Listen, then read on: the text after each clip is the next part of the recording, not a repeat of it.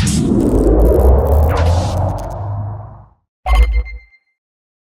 hey everyone, and welcome to another community stream. We haven't done one of these in a little while. Joined by Cheese Cutta, he's been on here before. Terry's been on as well. Ace, you are new to these streams. Today we're going to be discussing Operation 7 stuff. But as always, before we get into the topics, let's just go around the room real quick and introduce ourselves. Ace, you're the newest one, so I guess we'll start with you. I did do one actually. Remember when we did Oh, Operation 4? Was that on here or yours? Because I know we did one on yours. Actually, you were on. You had me on once. Yeah, never mind. On once. Yeah. Sorry, my bad. I forgot I did have your image saved already, anyways. No, it's fine. Long time ago, forgotten. Yeah, it's been a while. Hi everyone, I'm Ace McCloud, or Ace S McCloud, as I've had to get on some my socials. Mod for the official Gears Twitch, Twitch stream, Mixer, YouTube. And now in the Discord and the forums. So pleased to be here and joining in with BChaps and the guys. Terry, we'll circle around to you. Yeah, of course. The unfortunate current admin of the PC community Discord. Don't know why I'm still there, to be honest. I'm probably going to delete it at some point. No, I'm joking. Yeah, just good to be on here again. So it's always a good time. And Cheese. Yeah, I've been on here a few times. I think I haven't been on here since Operation 5, but I'm CheeseCutta, active on Twitter, the little bit on the forums and on Reddit. You'll see my presence. Yep. All right, so before we get into discussing Operation 7 in too much detail, I just wanted to figure out, what are you guys actually playing right now? In terms of, I guess, both Gears and outside of Gears. What modes are you playing, or what other games are you playing? Ace, we'll cycle back through again, starting with you. Oh, lovely. I feel so special. Let's see. So what I normally do with most ops is I sort of jump into the events, look at the medals, and make a start on them, and my plan to try and get through them as efficiently as possible. So I've been obviously enjoying the one shot, one kill explosive heads, and now the golden gun, and of course through both of them the horde tile maps, and focusing on those really. Other games, Halo, I'm always working on for Master Chief Collection, getting the seasonal content in that, and the weeklies to earn season points. Other than that, I kind of takes up most of my gaming time at the moment, I think, along with other sort of real life commitments. So yeah, it's good so far. I think I'm kind of enjoying the modes. Maybe I think I did better at Golden Gun the last time it was around for some weird reason. Maybe my aim's a bit off these days. But yeah, it was quite interesting with the new modes, and of course the new mutators were a bit to get to, which was a bit weird at first. I thought the emulsion was off color, but then of course it's because of the grain effect and the movie filter. But yeah, so that's where I've been playing. Terry, what have you been playing? In terms of Gears of War, I'm either on Control, being a little bit of a toxic Billy, teabagging everyone with my mates, or I'm on Free For All if no one else is on. I'm not really playing Gears that much though, not because I don't like Gears, or I think Gears 5 is terrible. I just haven't really been feeling the tuning. I don't mind the shot delays or anything like that. My only issue is the Nasher. It's Gears 6 title update 6. Sorry, Gears 2 title update 6. And I hate it. It's a bazooka. It gives too far. It's a 2-hit wonder. Not a fan. And in terms of stuff outside of Gears, playing a bit of Resi 8. Finished that the other day. Days Gone. Bit of Judgment on PlayStation 5. Just getting my single player checklist done. So just taking a bit of a break. All right. Cheese, what about you? In terms of Gears, I've been playing mostly Horde and doing the escape dailies and the new maps, the playlist, the frenzy tile maps, playing that a good bit. But honestly, like Terry, I've kind of taken a break too and going through my single player checklist. I've finished off Doom Eternal last week, and I started up Red Dead Nice. Redemption 2. Finally playing it now, which I'm still early in it, but I mean, I still jump on and do the dailies, well, the Horde daily, the Escape daily, and then usually I move on to other games when I have time. So Yeah. Yeah, I've also been. I'm coming back onto Gears a little bit. I was playing Remnant from the Ashes. I beat that with a couple of my friends. Been playing some of that, trying to unlock all the stuff. It's pretty fun. And then recently got into Jet Force Gemini. I remember that from my N64 days, and I saw it was on Rare Replay. I was like, all right, yeah, I'm going to go back and beat this again. So I've been really enjoying that. In terms of Gears, yeah, it's really just getting through the dailies. Not the daily like Horde and Escape stuff, but daily challenges. Maybe play a couple of multiplayer things, or I've done the Horde the new tile-based Frenzy playlist a couple times. It's been pretty enjoyable. I also just got a Series X. I was able to snag one from Walmart the other day, and that thing is crazy. The load times are so much slower, but the biggest thing I'm feeling is the input delay. My sensitivity, I play on a pretty low sensitivity, and right now my sensitivity feels really high, just because there's so much less input delay. Everything's moving so much, like, if I move the thumbstick, it moves instantly, as opposed to having it was an unnoticeable delay before, but it definitely makes a difference. Alright, so let's get into Operation 7. I guess let's talk about the communication and the lead up to Operation 7. All of the announcements and everything that came out, the way they formatted their blogs. The Coalition's gotten some flack in the past about the way they've handled some things. It got better for Operation 6. What do you guys think of the way they handled Operation 7? That's a good question. I mean, their trailers have gotten better in terms of the way they present it within the minute compared to Operation 6 launch. Because let's be honest, no one liked that trailer. Yeah, Be it the contents or how they presented it, but it just wasn't that great. But Operation 7 did a better job. It's hard to get excited though for anything when it's quite. I mean, not to rag on the Coalition right now, though many people do, but it just kind of feels like the bare minimum when it comes to these updates right now, especially when we're finishing in 3 more drops. So, but in terms of how they handled the communication, I mean, it's been right. I still think they did it better with Operation 6 Drop 2, where they just did everything in one day. I would just much prefer that than just having it split across a couple of days. It's just rather just see it. But that's just me. no, I like that too. I like the way they did drop 2. They said they were going to do, I think it was like the Wednesday before, they were going to have the reveal, and they dropped the blog post, told you everything that was coming, everything, and I like that versus having the tease. We get like an image, and then we know the characters the next day. Then we get a blog Yeah, post. Then we get the patch notes. yeah, then the full trailer finally drops, and it's just staggered out over a week or whatever. But yeah, I like that too. I like everything in one simple blog post, everything all laid out, yeah, and one thing. absolutely.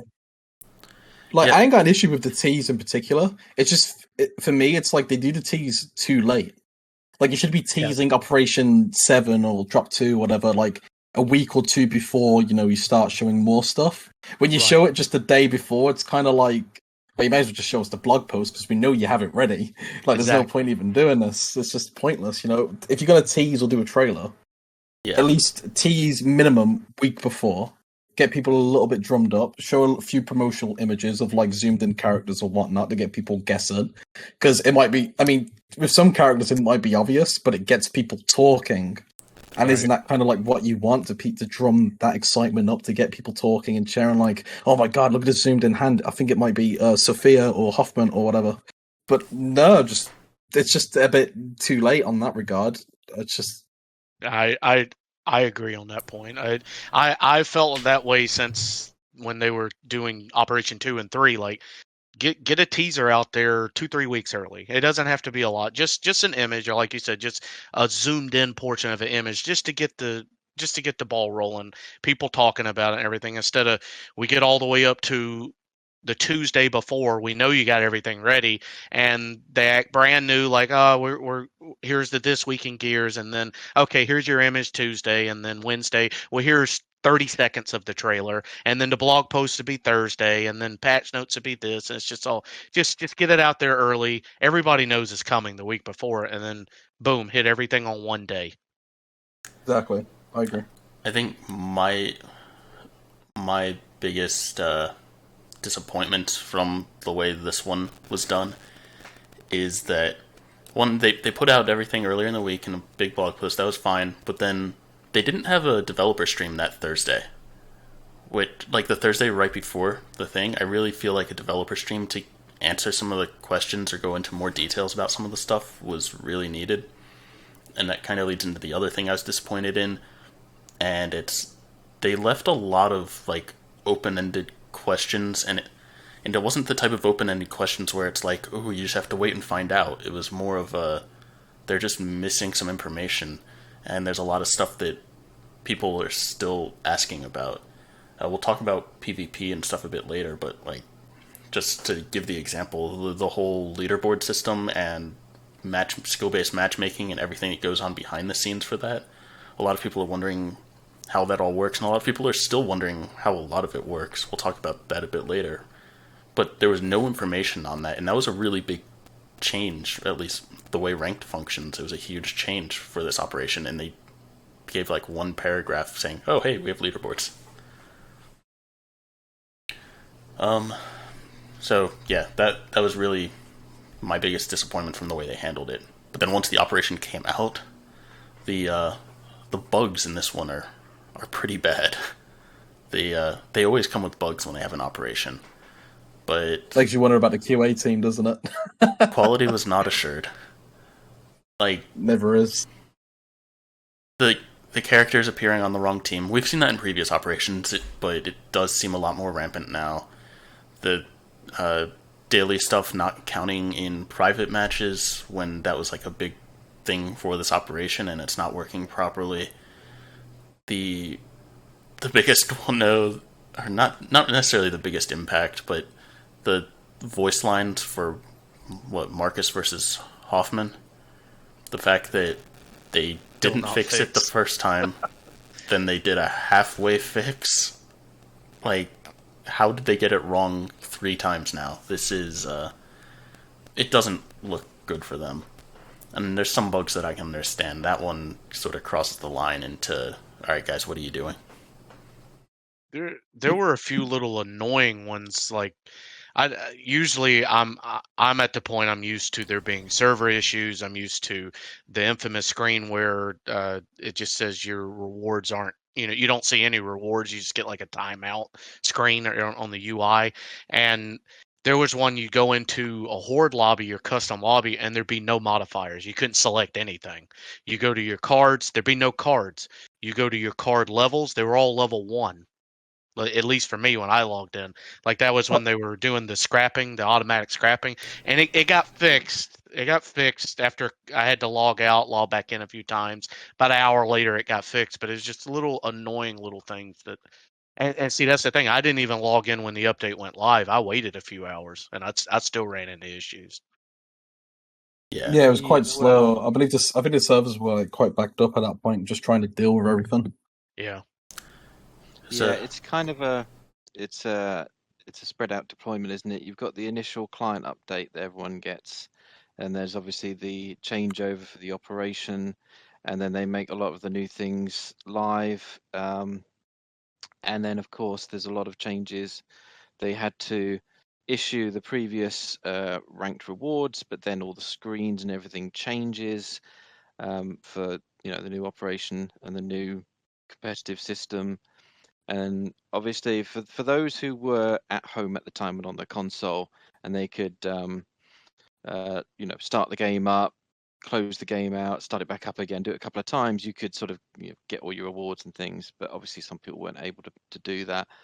It did cross into problems where, okay, now it's suddenly the new setup and people aren't getting their previous rewards and they had to go to it. Plus, one of the complaints I see a lot of is people sort of jumping straight into matchmaking the minute their update has downloaded, and it's like, well, they're complaining that it's long matchmaking times. It's like, you've got to account for the fact that everyone's getting this update. Not everyone's going to download it at the same fast pace. So there's a certain amount of leeway you've got to give there. Other companies handle it by the fact that they just shut down the services for a period of whatever, 2 hours, 4 hours, whatever it takes to do the whole deployment. So would people rather that there's great periods where they can't do anything at all, or would they rather get in and see some bits? I mean, it's six one half dozen the other, I suppose, on what's best. Plus how the system is set up, you can't necessarily just, well, we're going to do it differently now. Well, we can't, because we've implemented the game and the background services this way, and that was the plan for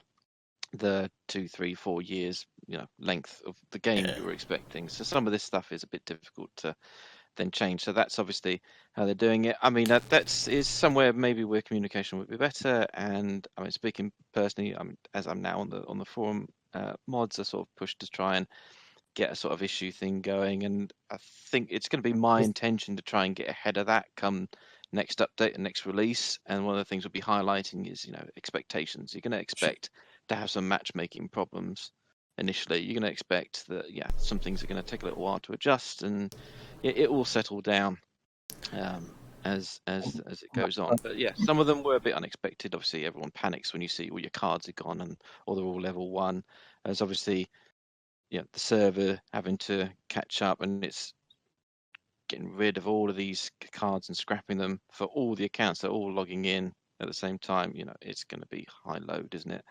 So I think, again, it's probably where maybe communication and expectations a bit better. It could be better, but then some of this is kind of unknown. It's a bit difficult to load test for this without being able to sort of run it through. And I think sometimes they're kind of ambitious. I mean, speaking personally, I had no expectation for the amount of things they've done, which we'll go over later. I will just briefly describe them as PvE updates and rank changes. We'll get into them in the later sections, but I think it's fair to say we were all quite surprised by what they did manage to fit in this update, and it maybe explains a little bit why perhaps Operation 6 was a bit more on the quiet side, should we say. But I think the bugs, when you're going to uplift all of this to this level, there's going to be teething troubles, and the bigger the changes and ambitious they are, probably the bigger the teething troubles are going to be. But I'm going to get accused of being a apologist or a shill or whatever. I mean, there's some bugs where it's like, okay, they're making some big changes. I could see how there could be some issues in some places. There's other places where I honestly don't think there's any acceptable excuse for some of the bugs that exist. But so you mentioned shutting down the game, like some games, and someone in chat here says it took them 12 hours before they could play properly. That seems like a long time. How would you guys want to see the game shut down, or how do you think they should do that? Help it run, like if it was able to help things run a bit more smoothly, do you think they should do that? Or didn't they do that Operation 4? I swear they did. They dropped the update at like 2 o'clock UK time, and then you couldn't play for most of the day, which a lot of people got pissed off about because couldn't even do single player. But that gave them literally time to do everything and drop shit. But then people started leaking. What's his face? Shows you how much I remember the characters. Khan and the angry UIR man that was with Bear. Yeah. I can't remember them. What the fuck's his name? I forgot. Paddock. His name either. Paddock. That's it. That's how much we care. Like people leaked it a little early because people were like, oh wait, if I sign in offline, I can see the characters. And I don't know if maybe that's why they didn't do it anymore. But who cares? Yeah, I'd prefer if it would be better. I'd be okay with us shutting it down for a few hours, and to have a smoother, better experience. I mean, bugs are going to happen. I mean, and maybe this would prevent some of the server issues. Maybe every time they have an update, they do have these big server issues. Every update, there's been an issue with PvE with the skill cards. It seems like they always disappear. I like I said, it's kind of a thing where I come home and I expect it, and I literally. this time, well, I think for this operation, the update was later. Usually, I think the last few they did it like in the morning. Well, Eastern time they did it in the morning. This one they did like in the middle of the day. But I usually wait a few hours to give it time to Yeah, catch up, same. and I still run into issues. It just I'm all for it. I'm all for if shutting the game down for a few hours. It's gonna make people mad. People are gonna get mad anyway. They're gonna complain regardless. But if it leads to a better, smoother launch, go for it, please. I think at minimum, shutting down ranked or competitive, like even if it's just that small section, if they don't want to shut everything down, I think at least shutting down ranked and competitive for a few hours, because I go on Reddit all the time, and whenever there's an update, people are complaining about getting wrongfully banned for servers crashing because they do the update and then they matchmake, and then the servers are having issues during an update, and they get a suspension for quitting, even though it's just a server issue. Yeah, the matchmaking and like how they deal with, like the you've been naughty, so play quick play for a little bit kind of ban stuff. I mean, that was never really done well. I mean, even going back as far as Gears 4, I'll be in Discord like I am with you like now, still talking to all my mates, and then I just get kicked out the server for no reason, and I can't even rejoin. It just refuses to let me, and I get the ban. And that's still a thing in Gears 5 even now. Like the way their system works is just really unpolished, and it really is unforgiving. Yeah. I mean, that's something I think we do need to try and feed back to. I mean, I'm not a PvP player, but I would say I don't think you should be immediately punished for for your first offence, because there are so many things, like you say, getting disconnected, especially during server issues. Do they punish you for your first offence? I know they used to give you one freebie, and then it started to increment. Yeah. It seems to happen quite quickly. I haven't. I can't remember.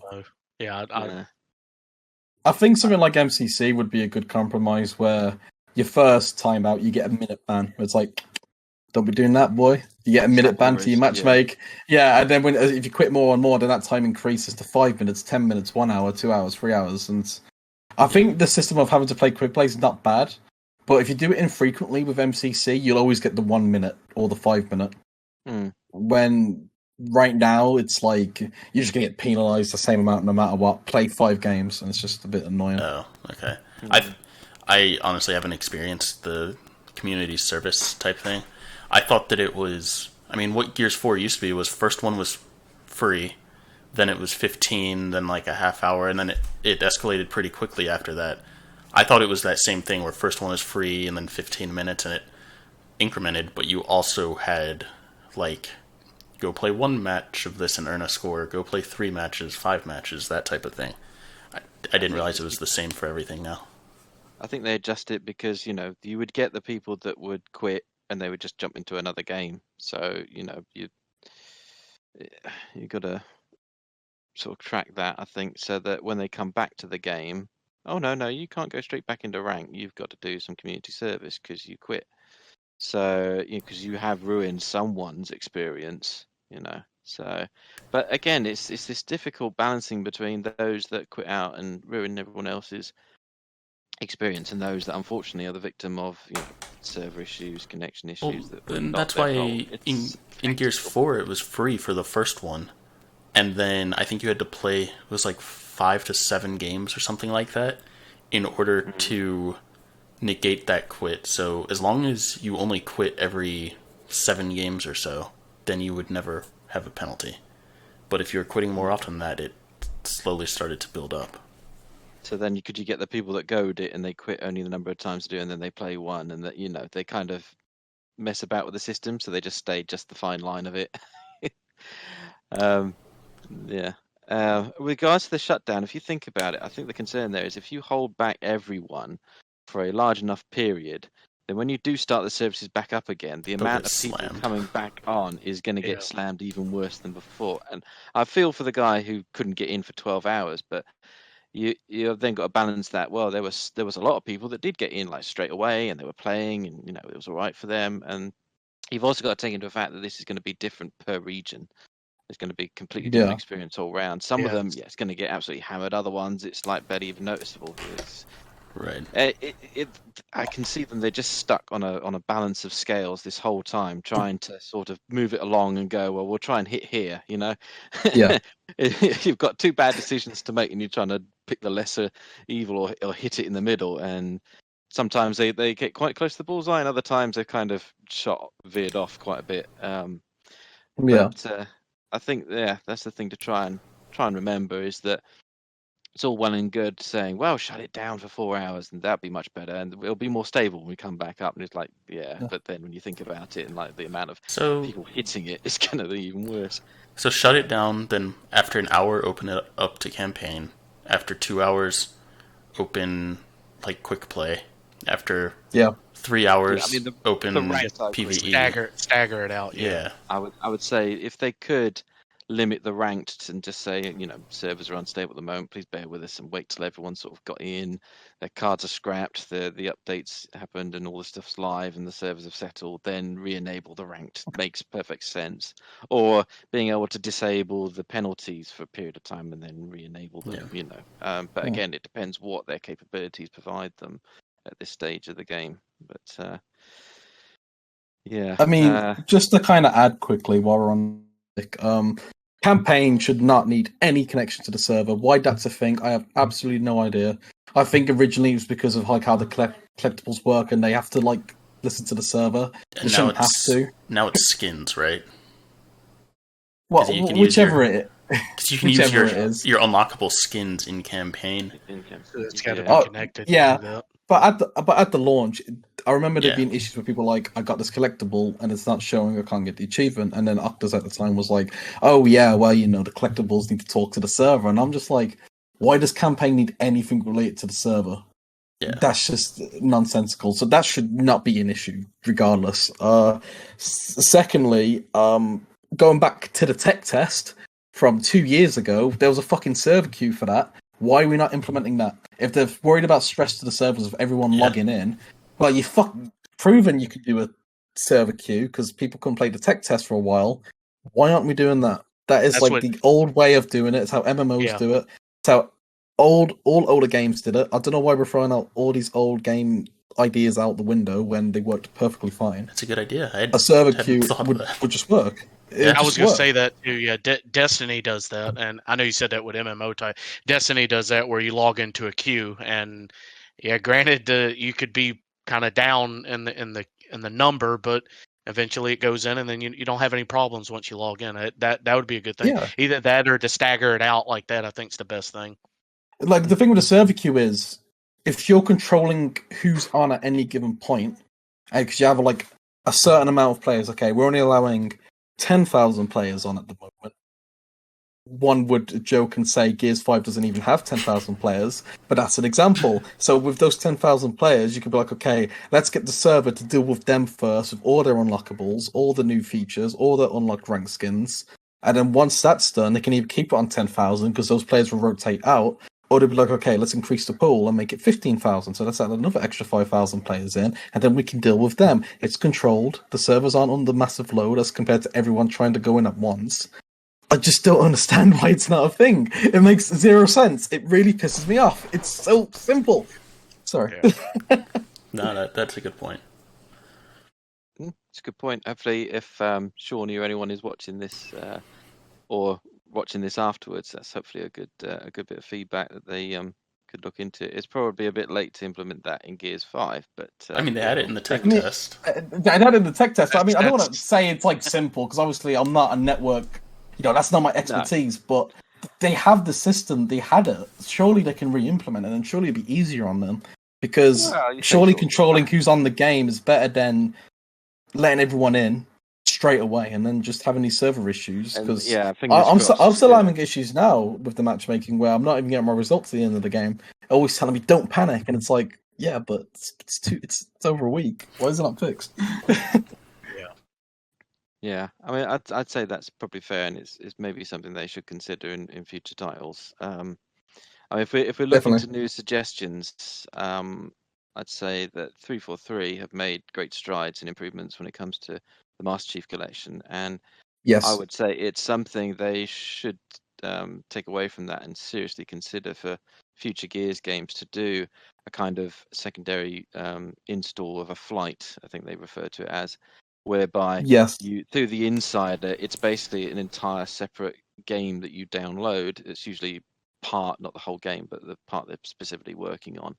So it would be, multiplayer, it would be ranked, it would be maybe PvE horde, or it would be escape, it would be whatever they're looking to alter and change and get feedback from, and then that could, you could be opened up to specific insiders, such as like BChaps for PvE and horde and stuff to get feedback from, and the rank stuff for the various names on Twitter, and even also the competitive side of things as well, and get their feedback on it. I think flighting definitely seems to be very useful, and I think it's a bit better to give them a chance to sort of try this stuff out. I mean, I know they've tried it with like developer playlists and things in the game, but they don't seem to get the feedback and get the actual information there, and then when it goes live, then it seems to be a lot of people are quite angry at what's happened or what that knock-on effect has had.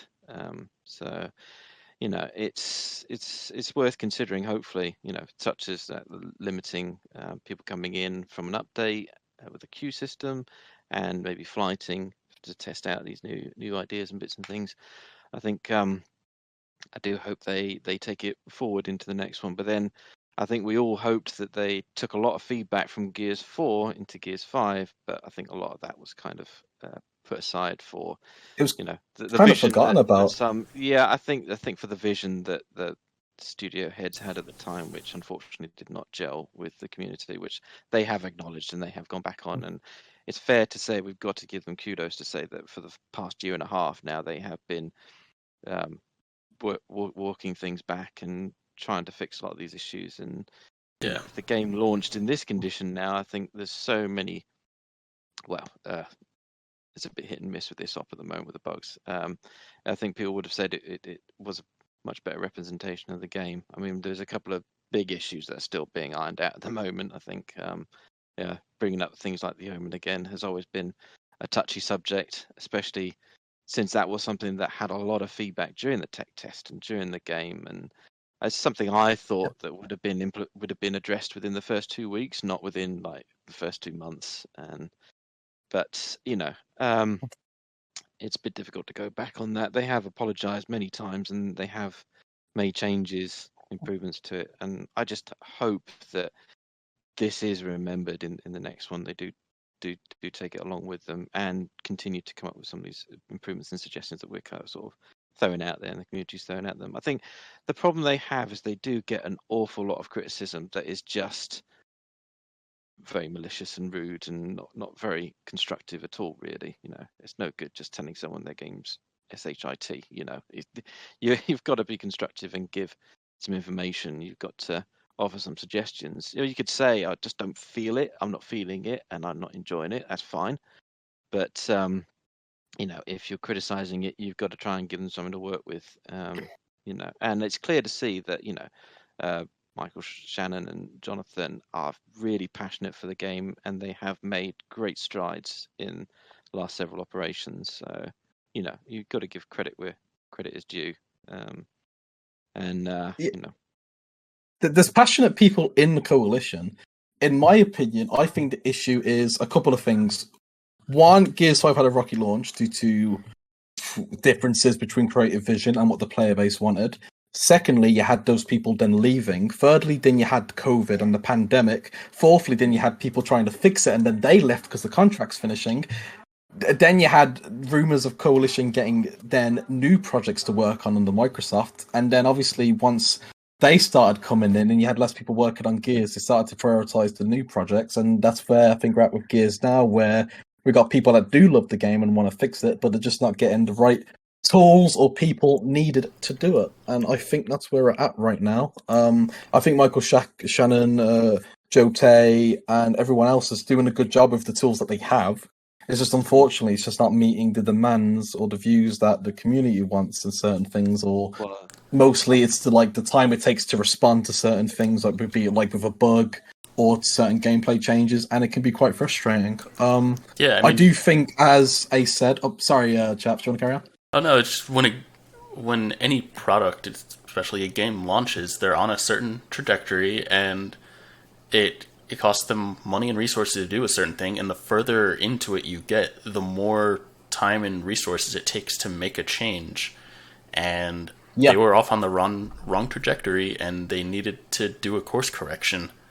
But that course correction comes at a time when their resources are a lot lower, so it's harder for them to do, and a lot of it's just not going to happen. We can see them Yeah. starting to course correct, but I mean, it's never going to get to where or where it sort of should be, but they are course I mean, by the time they started and the time they were finally progressing, in my opinion, it was just too late, because once the new project started flooding in, let's be honest. I mean, bringing Z up, like you mentioned it before, a couple of operations back, I believe he's kind of said like, well, it's gone into maintenance mode now, and I don't think the game was going to be there yet, but I can definitely tell that devs were getting pulled away from Gears because of those other projects, and it makes sense. Like when it comes to development teams, internal prioritization can change within a week. That's why you get cut content of things that are just floating about that never get finished. From the stuff that got leaked with Gears 3, I can tell you right now, I mean, I'm saying this because this was leaked. We have the build.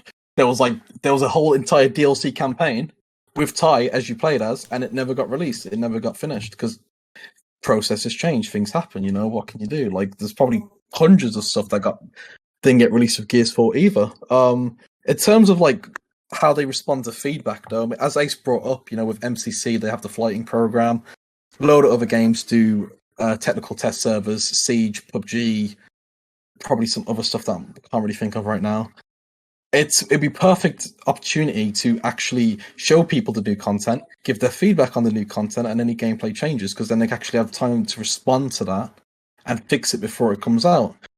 Like with MCC, you can even see all the new skins coming out. They don't hide it; they show it, and then people give feedback on that. For example, all the Halo Online armor that's coming to Halo 3, people complain saying that looks too Halo 4, it doesn't match. And instead of getting rid of it, they were like, okay, we'll make a toggle so you never have to see it if you don't want to. Like stuff like that. Like they had time to respond because they brought it out there for the feedback. Meanwhile, in Gears of War, they did the tech test and they're like, oh yeah, we're not taking feedback for the game on that. We're just going to test the servers. The servers came out shit anyway. I think so. On the aesthetic part of it, like skins and stuff, I think partners get to see a lot of that stuff early. But at that point, I think most of the time it's too late for them to really have much of an impact on it. Yeah, definitely. And then I'd say so. As far as having like a separate server to test some settings and stuff, I kind of wonder if that's like something that they would want to do, but being we're so far into development and the game is approaching that like end of support time, it's just not something that they thought was worth exploring. Oh yeah, it's too late for Gears 5 for that, but hopefully for future Gears titles, because it is such a balancing act with the community to get. And anytime you make the slightest change, I mean, we've seen it, haven't we? When you adjust one little thing, then suddenly everything else is thrown out of kilter, especially when it comes to something like the Nasher. You change one little thing, even slightly, and then, we've got to adjust all these other factors now because they were all calibrated based on that setting being that before, and that's the sort of thing that needs a kind of flight for. This, I'd say something like the Nasher tuning, that is something that's going to be, they've constantly worked at it through the life cycle of Gears 5, constantly making adjustments and changes. That's something that you would expect more in the flighting build to be, have more updates, and whereas the regular build would only get sort of, more standard content updates, and then when they're happy that they have thrashed out a feature to its limits, then incorporate that in it. So you'd probably see less updates in the main title, but they would be, for lack of a better word, more stable. I don't know, more fleshed out, and the flight would be a bit more haphazard with the changes, and and then you've got the expectation that people then will then go, yeah, well, it's fine, it's a flight, it's going to be buggy and bitty, and we're giving feedback, and then they're correcting as they go, and people aren't going to be going, it's a dreadful game, it's horrible, not because it's a flight. It's a flight, mate. What are you expecting? It's beta, it's testing. It literally is, So I think that would be perhaps a better way of dealing with it, and would maybe curtail some of the negativity a bit, or not all of it, obviously. Well, but, I think something that would curtail the negativity and be not as effective as a flight, but like be easier to implement is just better, I'll say, communication between not the community team, but the actual like people making the decisions, having discussions and better explaining why they're doing what they're doing, or if the community has a suggestion that it's something that they don't want to do, explaining why they aren't going a certain direction. Like I've had discussions with when Ryan used to work at the studio. I disagreed with a lot of the stuff he did, but I respected him as a person, and I've had some good conversations. I had in-person conversations with him at an event, and one of them was about Guardian and the way Guardian spawns worked. And you remember in Gears 4, Guardian spawns sucked at launch. They got a little better later in the game, and then they finally fixed it in Gears 5. It was something that, like, the community kept pushing on one side of it, and the Coalition just kept saying they weren't changing it, but they never really explained why they weren't changing it. And then I had discussions with Ryan at an event about it, and I got to understand, I disagreed with him, but I got to understand his side. And I think by the Coalition having a developer who's able to have a discussion and explain their side of things a lot better, even if the community disagrees with it, as long as the community can see where they're coming from, they'll be able to. They might not respect the decision completely, but they can respect it more than they did when they didn't know anything about it. And I think that's a big thing the Coalition has to gain. It's just that transparency, isn't it? Yeah, I think that should be a bigger focus on the dev streams, not with Gears 5 anymore, but going forward is that, like, too many times it's too much of a hangout session, which is fine, but we get the regurgitated questions. They don't talk about future content. The 85 questions about maps. I want this skin. I want that skin. I want this skin. Have more developers on, incite more conversation, because when you had Jonathan Taylor, when you had Jamie on there talking, you get the insight, you hear their thoughts, why they did this, why they're doing this, why they're going that way. It's great. You have Michael Shannon on. Michael's like the best guest they've ever had on it. And because you hear his passion, you see his passion, you hear his thoughts and mindset behind stuff. I feel that should be a bigger focus of the dev streams, not the we don't talk about future content streams. I have emails going to Jack Felling when she ran the community team, going to Adam Fletcher when he ran it, to Dana when he ran it, stuff to Octus, like all community feedback things. And one thing that was the same across all of those is saying, have fans and developers on the stream together to have a two-way discussion and discuss these types of things. And the community team has come a really long way since Black Tusk and then into the Coalition and stuff. It's come a long way, and they've made a lot of great improvements, and transparency is definitely improved. It's still not to the point that I think it should be, but it's improved. But that is one of the biggest things that I've been pushing for that I still haven't seen any movement on. The closest thing we've had is really this stream, when there has been a couple times when we've been able to have Michael or Dana on the stream. And those went over pretty well, I thought. And yeah, Johnny in chat saying, put Terry on a dev stream. I'd love to see that. Having not have they will never have me on a dev stream. I have the biggest sailor's mouth ever that I can't control, and also I just choose blood because I don't give a fuck. So no, that's a bad idea. Yeah, you've got to imagine that what we see are the developers and the community team, but you've got to imagine there's other teams. It's a company, and what other teams do you have in a company? You've got HR, you've got marketing, you've got legal, right? And they're all doing their nut when someone suggests something along those lines. Like, wait a minute, who's this? You can't have him on an official stream. Is he going to say something? Exactly. Okay, well, but so their hands are tied in some respects. So I'll throw this out there. When Op 7 came out, I had a lot of questions. I reached out because I wanted to get a lot of those questions answered about stuff. So I wanted to actually talk to Jonathan Taylor, maybe in something like this, or maybe one-on-one, something to get a lot of the questions answered. And I proposed it could be a stream thing, or it could be pre-recorded that I could edit and the Coalition could approve, or they could edit and cut it down however they want it. Yeah, I was thinking that. Any sort of developer stream discussion type thing with fans on it, but maybe not actually stream, just recorded, and then they cut it and they put out what they want to put out. Anything to get an actual discussion going.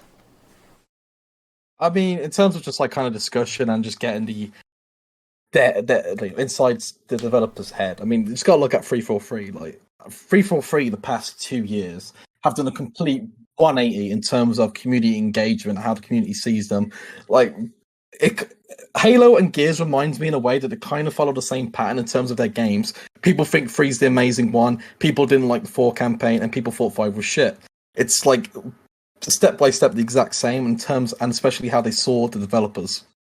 In terms of 343, with like actually supporting MCC again for the PC release and fixing it all up, like they did this super detailed blog posts where the community manager who or whoever it is would actually speak to the developers, ask about what they're doing, why they're doing it, why this fix has to be changed, and then the developers themselves would write up, or the community write up what they say, a complete like paragraph or two of the reasoning behind what they're doing and why it has to be fixed or why it's getting delayed. It's like that full transparency, and as a player, you kind of see that. One, you learn a bit about the gaming industry from that and the steps that they take for it, and two, you can understand why certain things take longer than others. With Gears, we don't have that whatsoever. Like, we don't understand why something would take ages and then other things get updated like really quickly. Like, I saw some people yesterday complaining about the hotfix that they did for, but it wasn't. It was either yesterday or the day before. Sorry, about hotfixing the skill-based matchmaking for ranked. Yeah. And can't you do that for the Omen, for the simple Omen, because it's broken right now? But it's like because they don't understand like why things can be fixed their side and other things need a title update. So I feel like if they start doing that as well, like they're just educating people, so they're not getting unnecessary hate for zero reason. Yeah. Yeah, I agree with that. Bungie does that with Destiny. With you ever look at their This Week in Gears blog post, or This Week in Gears, This Week at Bungie's blog post, they're very extensive, very long. They come out every Thursday, and it details a lot of stuff they're working on, but it gives paragraphs upon paragraphs of why they're doing it.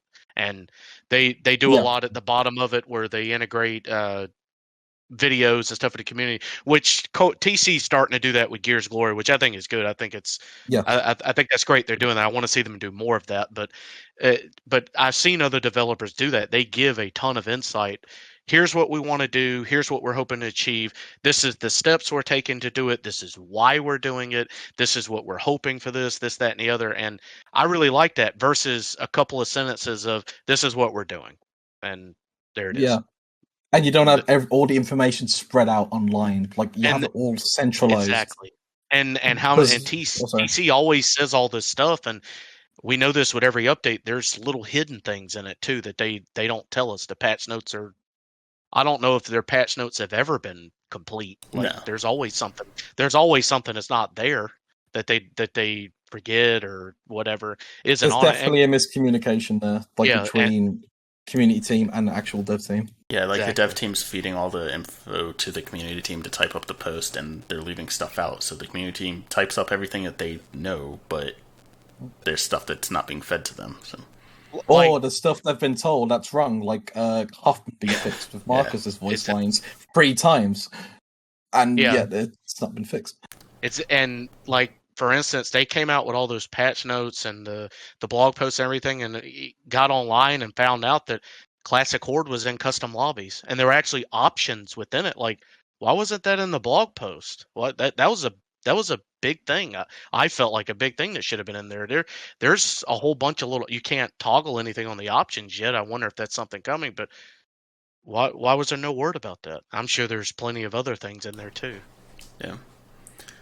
So let's move on a little bit. Let's hit on PvE. So, Cheese, you're probably the biggest PvE guy here. What did you like the most, or what did you like or dislike the most about Op 7 so far? I was really excited that Michael really touched on the promo classes. Between that, scrapping duplicates, I would say honestly, my favorite thing has been the tile maps. That was a very, very pleasant surprise, and it wasn't just one; it was 3 of them. Just because it's a new experience, it's a new playground. Exactly. And I've played on all 3 of them. They're great. They'll be in custom private matches going forward Tuesday. So looking forward to playing around. And also in Atrium, I think it's Atrium, there are relic weapons in it that you can pick up. That was a nice little twist, a little unique thing. I'm wondering if they're going to keep those relic weapons in there or not, because you know about the bug with them. If you don't have the campaign installed for Gears 5, then you get booted out of Atrium because it can't load the weapons. They'll probably just do a copy and paste and include that in the multiplayer. Yeah, they're going to get them moved into a shared asset section. Okay. So it's the game install manager for Xbox, isn't it? That sort of compartmentalizes it into multiplayer and customization. Don't have that for Steam, though, do we? Yeah. But yeah, I don't think we're ever going to get it. Yeah. The scrapping duplicates came as a big surprise. That was I didn't think that was coming at all. I really didn't. No. Yeah, me neither. I mean, originally they said it was coming, and then they said, "Oh, nope, it hasn't made the cut. It's too low on the priority list." And I just assumed. And then when they said that there were only 2 operations left, I was like, "Well, there it is. It's not coming." And then I read the blog post and I saw the headline. I was like, "Wow!" And I saw some people complaining about the rates. I'm just glad it's in the game. I know, right? I'm just glad it's here. Honestly, I looked at the rates; they didn't seem that bad to me. At the rate that you can get them, just running, doing speed runs or whatever, it really isn't that bad. I mean, and if you think about the fact that the rates are based on if I want to play Brawler and I max out my Brawler, and that's the class I play, and I just keep playing it, I keep getting all of these coins to get new cards, I can max out all of my other classes by only playing Brawler. Yeah. They're not going to make it a 1-to-1 ratio, or else you're going to max everything out so quickly. Exactly. I think it's fair. I think it's a fair conversion.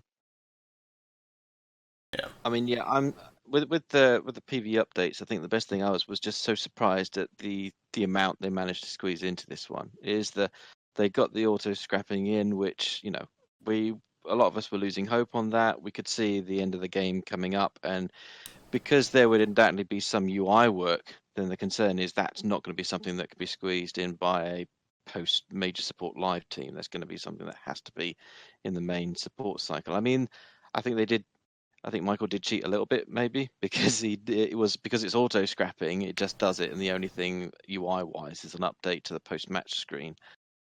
As opposed to Gears 4, where you've got buttons for scrapping, you select the amount you want to scrap, and you've got more finite control over it. But I mean, that's not really necessary. So the fact that they managed to squeeze that in was great. I mean, even they didn't even tell me. Can you believe that? I'm so cross with them. That it was coming as me sobbing in a Discord channel of moderators. You should write a very strongly worded letter to them just to complain. Honestly, wait. So do the forum and Discord mods know that type of stuff ahead of time usually? No. Okay, because I was about to say Reddit mods don't, and I actually like not knowing ahead of time because I like having the surprise of the patch notes and reading it with everyone else. I don't want that stuff spoiled. No, that's true. Exactly. Yeah, Johnny, no, we did not discuss matchmaking yet. We will. It's what you think you want, but actually you probably don't. But that, and I'm pleased to see that we kind of pushed a little bit on the socials, on Twitter and that lot, and saying what are the rates going to be? And I'm pleased to see that Michael kind of gave in a bit and said, okay, here we go, this is what we're going to do, this is what you're going to get for commons, rares and epics. And then chaps like myself and BChaps, who we've got a spreadsheet where we track just about everything in there, like the nerds we are. We can then go in and go boop, boop, boop, boop. Oh, I'm going to get I think mine was like just over 50,000 or something. I think it was well within the 100,000 limit. And then you feel better. Okay, you can see what's going to come, and that's coming. I mean, the limit is something I'll probably touch on in a second, but it was nice that they had relented and given a bit more information, as opposed to a lot of people were joking on Twitter, which was it's going to be generous. But I think it was nice. I'm glad they did give in and were able to pass that along. I think, I've heard from several people who I don't know how they managed to earn it, but they were expecting to get like 900,000 gears coins for it, and were a bit upset at the 100,000 limit. I mean, I'm kind of the player that does everything you can. I do the medals, I do the events, I play the PvP to try and get the the ranked medals. I'm literally there rushing through 2v2 Nashes with days left to go of the operation, trying to get to 200 rounds won or whatever it is, and then playing the horde events and everything else that comes out, and just try and sort of spread myself over everything and enjoy everything that there is in the game. So I'm not just continually doing speed runs in Escape or whatever to get that kind of humongous amount of legendary cards. I don't know how they earned that, unless there was probably was some sort of bug or trick at the time. Who knows? I know of some exploits. I haven't done them in a long time, so yeah, I know of a few. I think one or two of them actually Tell got me patched after recently. this. Message me. Send me There was a way. I'll just go ahead and say it because it got patched. There was a way to load into a beginner's horde and escape match and play it. It would think you were playing it on master. Okay, so that did get patched? It did get patched. Okay, because I know you used to be able to run like the end on escape. Yes. With that. That you were able to get master rewards from it, and yeah, they got patched. Yo, what the fuck? I didn't get all this. Hey, why someone sharing this information for me? I never used it. I did try to see if I could get it to work, but I never did use it. So okay. I wasn't going to use it. I would have just let them know. Obviously, you had to have multiple people to do it. Yeah, I probably ran that like 20 times or something like that on the end escape. I mean, 20 times it might sound like a lot, but it's really not that much. And there was a bug. This got fixed in the escape hive forever. That a lot of the enemies never spawned in the second act, so you could literally just. There were supposed to be like 3 or 4 encounters, and then the end once you close the doors. But there would be like one encounter, so you could just run right through it. That's the other thing. Surprise in Escape, wasn't there? They fixed the ones with all the doors. Well, most of them. There's one that they've then. I heard the Escape has a really annoying beeping noise now. When you go into the decontamination room, yeah, I've heard it. Yeah, right. It's quite fast now weird. Getting through there. It's like extremely fast now. They fixed that too finally. Yeah, thank you. Yeah. So you mentioned the promo classes. That came as a surprise to me. Being that was another one of those things where they basically said no, we're not doing anything. Yeah. He had said he wanted to focus on events, which is fine, and we got him, and then and enemies and things. Yeah. I haven't read.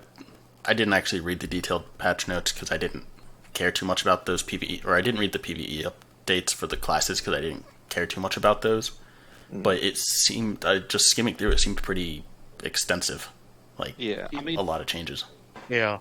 Michael's the lead for PvE, so at some point you've got to look back at what was said and for Op 6 and then the start of Op 7, and you can only make only one out of a few possible conclusions, which is either that dude crunched like no one's business to try and get all this out in time for Op 7, in which case he deserves, a round of drinks and pizza and whatever his favourite thing of choice is, or they were unfortunately sort of sort of saying no, we're not doing that because they couldn't guarantee it was going to make it in time. I mean, I like to think the poor bloke sort of crunched half his life away to do that, and he deserves a round. Isn't he the only one working on PvE right now? I don't know exactly. We don't know. Do we? I only say that because of the class change from the characters thing.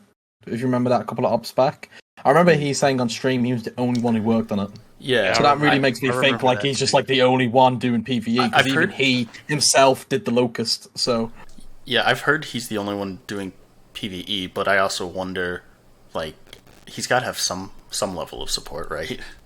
Yeah, QA. That's a good amount of support right there. Coalition, isn't it? So was there anything else about PvE that you wanted to bring up? It seemed like it was a pretty solid operation for PvE this time. Yeah, and they actually changed mechanics. That Michael had said that I think maybe it was on the Tac-Com stream was on. He had some ideas for like a turret to have the actual man turret on it. He actually changed the ultimate from the worthless tracker balls to a man turret. It is. I've only tried it a few times, but it's pretty neat. Like that was a nice surprise too. That like I did not see. I didn't see the tile maps. I didn't see scrap and duplicates. And the promo classes. I'm greedy. I still want maybe a little bit more for some of them, but if that doesn't happen, if it stays as it is, that's fine. But I'm yeah, I think it's great. And of course, I'd love to have more of those tile maps. Michael, please, thank new you. tile maps, and one of them's got the relic weapons in with their abilities. I Yeah, mean, Yeah. Michael just he best work yeah, there, or his team. amazing. It is amazing what he managed to cram in. It is incredible. I mean, I Yeah, suppose you've got to think that he probably had some time from Op 6 as well, but then he was implementing in the locust enemies and their new abilities, and as I'm sure a lot of people have experienced, those palace guards are quite something to be trifled with. So yeah, there was a lot of effort there, and I think the intention was to try and get Lambent in around the same time, but it needed a bit more tweaking. So I mean, we might have had them a little earlier, maybe they were kind of you could say a bit of a later edition, but were from Op 6. But the amount of work there is incredible. So I Yeah. mean, I'm just afraid that people kind of focus on the negative and they skip over this and forget about it quite quickly. But it is incredible what he has managed to achieve in relatively short periods of time. It's extremely impressive. And yes, also as you said, they changed the mechanic ultimate to the turret. I mean, everything's not perfect. Some people say they rather the balls in escape were a bit more useful than a turret. yeah, It makes you a bit, but 6-1 does it. And I've used it a couple of times, and I'm really unlucky. Whenever I do it, I get down by something, and then yeah, when I get back up again, I get on the turret, and it doesn't seem to fire or do anything, and it's like, oh, this is Abyss again. But that's when we sort of segue into the QA side of things again. But yeah, I mean, I do like the new maps, and it's nice to see, Atrium and Command and Turbine, and they're very reminiscent of their tiles used from Escape. They're very nicely laid out. They're very cosmetically very nice, and the only I hate to be a downer, but the only thing I would say is there's possibly not a huge amount of longevity in them, because when you go into them, you can see in each one there's a kind of that this is where you're kind of intended to set up. I mean, especially yeah, with Atrium. I mean, that's where the relic weapons are, and you've got the kind of sort of barrier of the map design to give you some sort of protection. And again, with Command, it's very similar.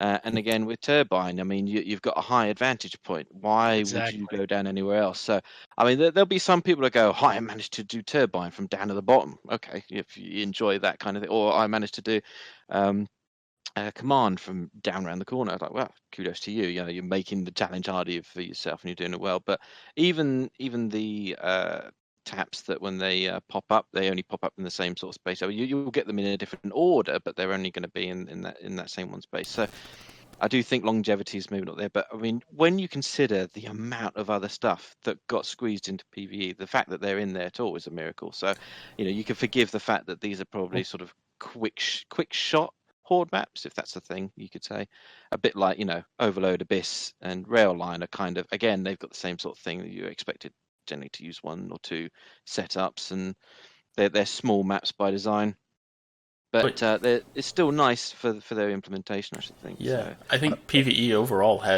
there was a lot of stuff that people wanted to see for PvE, like the promo class buffs, scrapping duplicates, classic horde, all that type of stuff that people wanted, but we were pretty confident that we weren't getting it from things that Coalition said in the past, that we just ended up getting this operation. So yeah, I think it was a case of people didn't have very high expectations for PvE going into Op 7, but it wasn't just like pleasantly surprised. It was like, holy crap, this is a really nice surprise.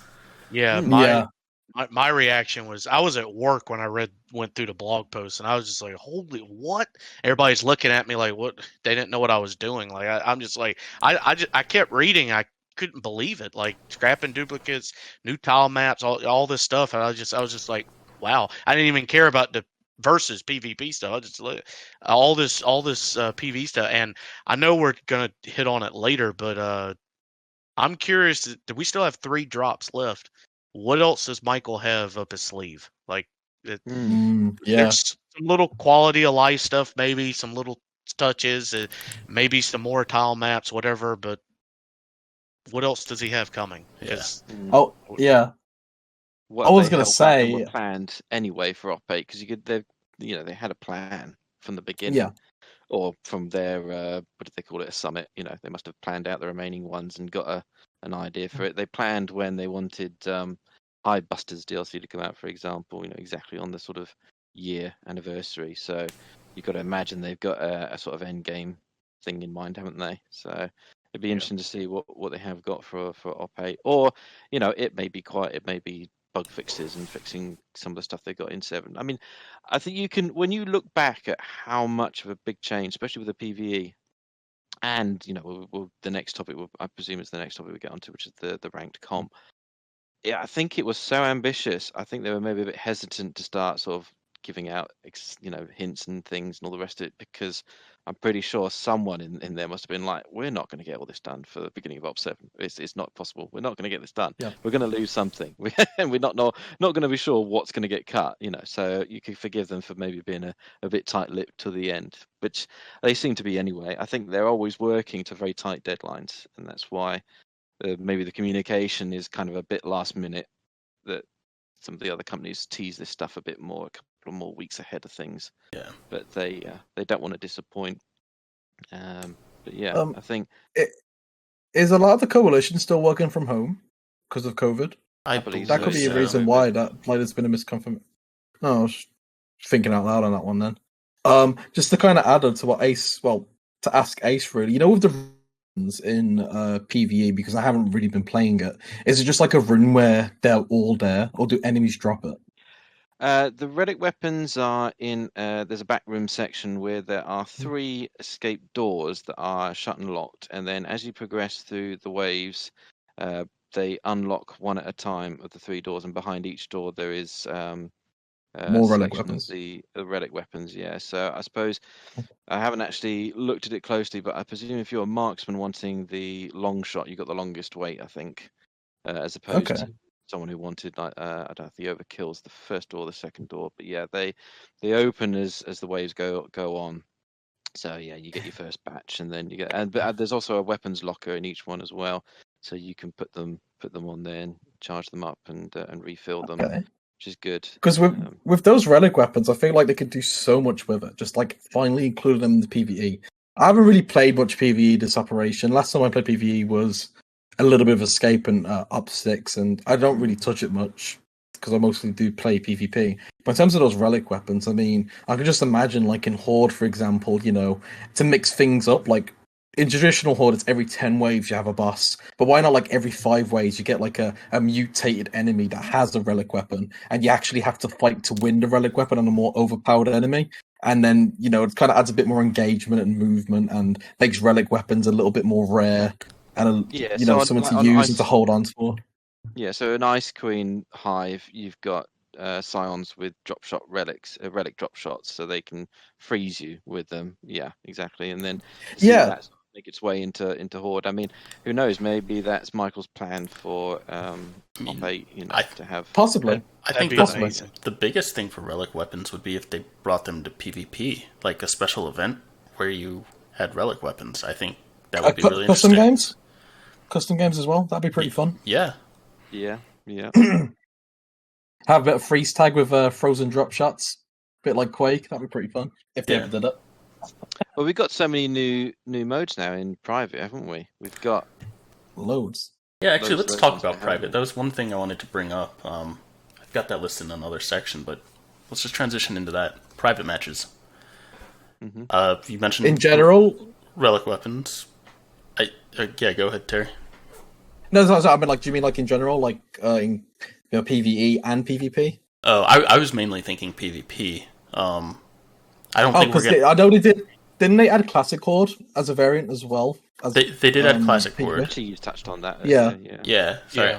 So I was thinking PvP because I didn't think there was really that much more that they could offer in PvE in terms of, like, you could add the special events.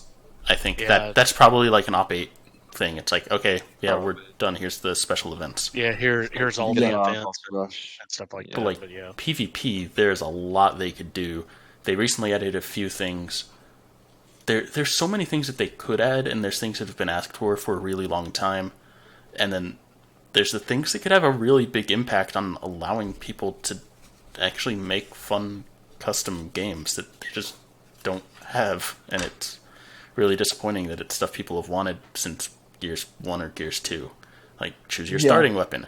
Choose, hey, I want to set all weapons on map to sniper rifle by changing one setting instead of going down the entire list. Or I want to change player health. Like, all of these... You want Halo customs for Gears, basically. Ideally, yes. Ideally, yes. Yeah. But, like, there's a few very, very simplistic changes that would have a huge impact. Like, player health,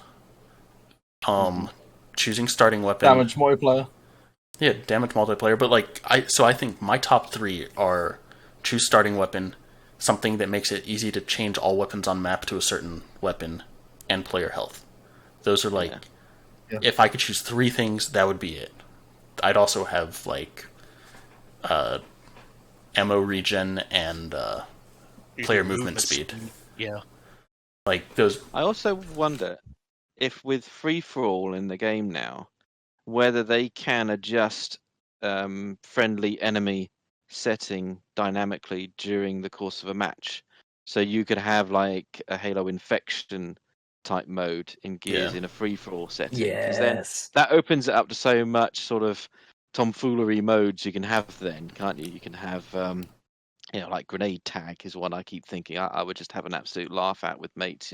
You'd have one character who's got grenades and got a cloak, and then the rest of you are just trying to run around and avoid them. And then you get grenade tagged, and you have to chase after the guy who grenade tagged you to blow him up. I wanted, like, a VIP thing where if you are the VIP, you're the only person who can get points. But if somebody kills you, they become the VIP in a free-for-all thing. Yeah, so only one person is able to get points at a time. But if someone kills that person, they become the new VIP. That kind of reminds me of Bounty King. Hunter Yeah. in Titanfall. Titanfall 2, that's really good mode, actually. Yeah, that's what I knew that reminded But me. I will say, like, the sort of focus on custom games and the private browser is just... That should have been done to begin with, because I feel like player choice when it comes to those sort of things will just only help the game and also inspire the coalition to do certain things in the future. Like, if you look at when you give players... It's kind of hot, ties into when I keep asking for mod tools, which I'm going to ask again. Please, mod tools, Unreal 5, Gears 6, thank you. When you give players tools, it's not only helping the community, it's helping the devs as well. If we look at Halo 2, where, certain things were limited in terms of what the players can choose, the community created Infected, and then Infected has been a mainstay in Halo since. When you look at, just certain other modes as well, when they can actually, change the values of character speed and damage and, like, their health, you then started getting, like, variants of Infected, like Fat Man in Halo 3, where it's completely stupid, but it's also good fun. And then you also have Forge to really add on to that as well. Yeah, and that's... I think they originally were planning on having that map editor come to private matches, or, like, to versus stuff. I think that if they had moved forward in making that map editor usable for versus, they would have had to implement some private match stuff, or else that map editor wouldn't have been nearly as successful as it should have been. So my guess is... look at the Escape one. Yeah. Like, no one uses it. My guess is that they scrapped You don't get anything out of it. Yeah, I'm thinking they scrapped that map editor, and around that same point they were like, okay, well, we're not having the map editor, I guess we'll shift priority off of some of the private match stuff. I'm really hoping we get more. Yeah, when it comes to that editor, I can only assume it would have worked like Escapes. Right. And to be honest, this is very cynical for me to say, it would not have been enough. No, it wouldn't. The way it works, I understand why they did it, and, like, I don't knock the idea. I definitely don't at all. I think they really did try. They just said, okay, we make the tiles, we test the tiles, they know the covers work properly, we know if we connect them a certain way it'll work fine. If we release that, we don't have to do any QA on what they released then, because we know what's out there works. But the issue is, it's just very limiting because one, the setting's always the same. You're underground or you're frozen, like like it's all like icy or whatever. Yeah. Like it'll get very boring to look at. And Escape did get very boring to look at because it's like, oh, I've been here before for like 10 times. And also just like the creativity that it gives the player is very limiting as well, because how many variations can you have when every tile's the same? The only thing you can change really is scale and layout of how those connect. But that's not really gonna...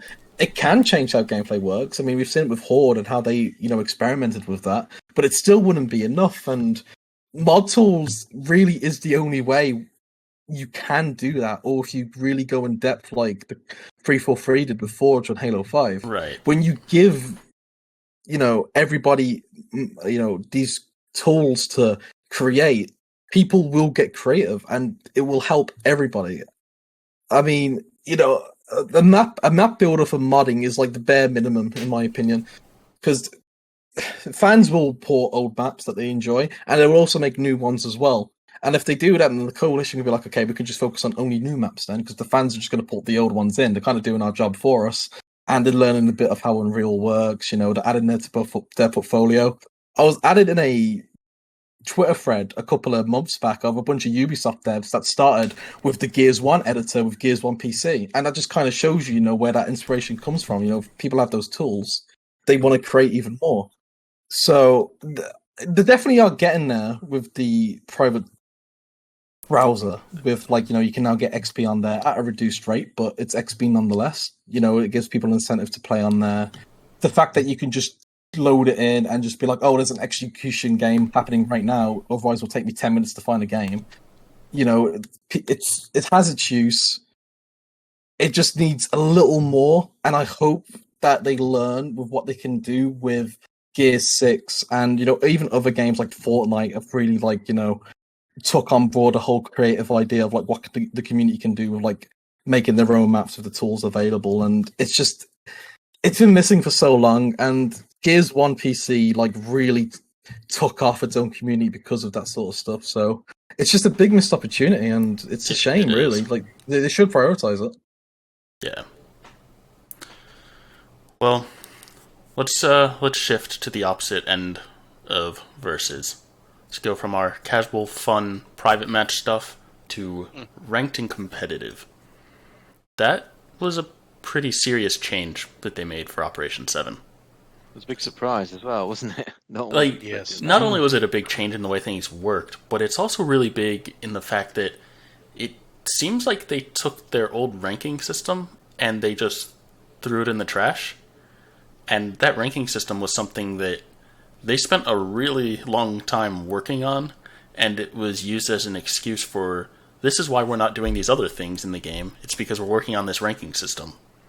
And they finally get that out, and after all that time is basically wasted now. I mean, yeah, there's lessons learned and stuff, and hindsight 2020, but it really sucks. The fact that so much time was wasted on that ranking system that they just threw out. Yeah, it's such a shame, but everyone had their issues with... Well, I'll just say Gears is the only game that I know that's had complete overhauls to ranking within a year. That's unheard of to me. Not even Siege had that, and Siege was terrible at launch as well. So it was interesting that they did, but the first ranking system, it didn't work. Let's be honest. And the second ranking system, to a lot of people, was too easy. So they're kind of stuck between rock and a hard place when it comes to that, because they're trying these ideas and none of them are sticking, unfortunately. So I can kind of understand why they just said, all right, fuck it, leaderboards. Yeah. But to be fair, I actually do agree on that change, because I feel like ranked has always been pointless on Gears of War. The player base isn't there for it. And also, Gears is just... It's hard to really balance around, because you're either good at it or you're not. There's not many people within that middle ground, to be honest. At least in my experience, it's not often. What's the point of having ranked without actually having ranks? I guess it's called competitive now, but... Well, it's just, that's what it is. It's just how high could you climb the leaderboard? And I feel with Gears, that's probably the best thing you can do. But it's time played. It's basically a time played thing. And Yeah. I get that, like, that is a good thing to have. Leaderboards are a good thing to have. I'm glad they added them. But It should be an extension to the ranks, right, not the. that's not what a lot of people wanted. I mean, a lot of people do want leaderboards, but a lot of people also want that, like, I want a indication of what my skill level is. I agree on that. There should be, but let's be honest. The ranked in Gears of War, even as far as Gears 4, meant nothing. It means absolutely nothing. Right. To me, that also was time played. So for me, nothing has changed. It just means now you just get placed between other people. Okay, this is where you're at. I think that's that it. Terry, you may have been on the call when we discussed this before, and that's the ranking system that they just moved away from was garbage. Everyone basically agrees on that. The one that they had It was better than the first. I think the one at the beginning was better. It didn't feel better to the player, but it was more accurate in terms of giving you a skill rating. I disagree. It was broken. It never worked. You'd have massive losses over things that are your control just because the enemy team left. Like, why am I losing 200 points just because someone left and it was a 4v5? Okay, so I guess I'll change and say I think the way that I think it could have been improved. It was on the right track. It was functioning in the way that it should. It just needed some tweaking rather than throwing it out and doing this new one. Like the machine learning type thing to figuring out like which characteristics are most important for determining your rank. I thought that was a great idea, and I still do. But and according to their data, it was giving, like, they said that their data was showing that it was fairly accurate in terms of trying to make balanced matches and predicting people's performance. It just didn't feel right to the players. I mean, but at the end of the day, that is what matters. Because how it feels to the players. Exactly. It could be super accurate and it could work, but if someone feels like it's wrong because of issues that I mentioned, then they're not going to like it, and that's just how it is. So I can see why they did change it. I didn't have an issue with the GP system, to be honest. I mean, it did have its things that were could have been tweaked as well, like the first one, as you say. But at the end of the day, like, I will be honest, like, ranked just means nothing in Gears of War to me. Because I don't care about ranked. I don't even play ranked anymore. I mean, I'm a super toxic competitive player. I think if Jerusalem's still in the chat, I mean, he'll agree on that. Like, I'm just one of those guys that you just don't want to play because I just talk shit all the time because I'm just that sweaty. But it means nothing. Like, I see a master's rank and I'm just like, oh, okay. I don't care. Like in Gears 4, I saw Diamond 5, or just when it was just Diamond, I just didn't care because it just doesn't. To me, it doesn't really accurately display what your rank is. It just means you just happen to have won a couple of matches in a massive streak to keep ranking up, and that's all the GP system to me was. And I know that's why people complained about it, but to me, it just nothing changed. It's just how it presented to you have changed. Yeah. I mean, I just feel like there's a massive root issue with Gears of War and how ranked and competitive works with the amount of players that we have. That's just never going to be fixed, no matter what kind of coat of paint you do, be it with the competitive leaderboard or the ranking system in 4 or the ranking system that the 2 ranking systems we had in 5. So what about their matchmaking? Like, because they have like a back end matchmaking, like their True Skill 2.0 thing that they use for matchmaking, right? Well, did they? I mean, have you guys seen the PDF on that? Say that again, sorry. I was kind of... The True Skill 2.0 matchmaking PDF that Microsoft published? I don't think I saw no, I have not. I will... I skimmed it. I didn't deeply read it. I'll try and find it and link it in the chat in a little bit for people watching on YouTube. I'll have it in the description. But to me, it sounds like they have this True Skill matchmaking system that they developed through Microsoft, and that's been used the entire time for matchmaking on the back end. At least that's what it sounds like to me, is with the original ranking system, you had your front end thing which showed you your ranks. Gears points, it showed you your ranks. The current thing, you see your leaderboards. But for all 3 of those systems, the way it was matchmaking you based on your skill was the same exact thing running on the back end. At least that's how some of the recent posts have read to me. Yeah. I mean, if they are, then... Oh, sorry, Ace, I'll cut you off. That's all right. Carry on if you want, mate. It's fine. You sure? Yeah, go ahead. Yeah, I think it might have been missing for the start of this op and the third iteration of ranked competitive or whatever. Yeah, they recently re-enabled it. It was off at the beginning. Hot fixed Which back people are in. complaining about as well.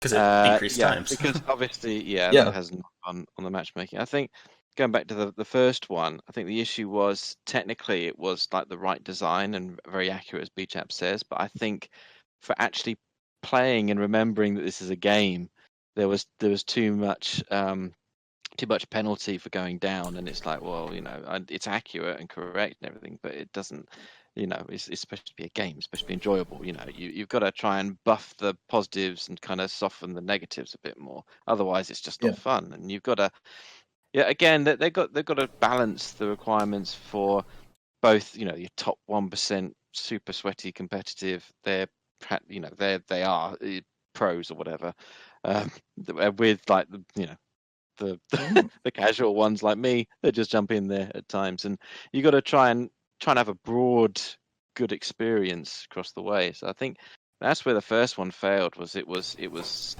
too accurate, and it didn't kind of add the fun factor and the softening factor for being a game and not an actual real life competition.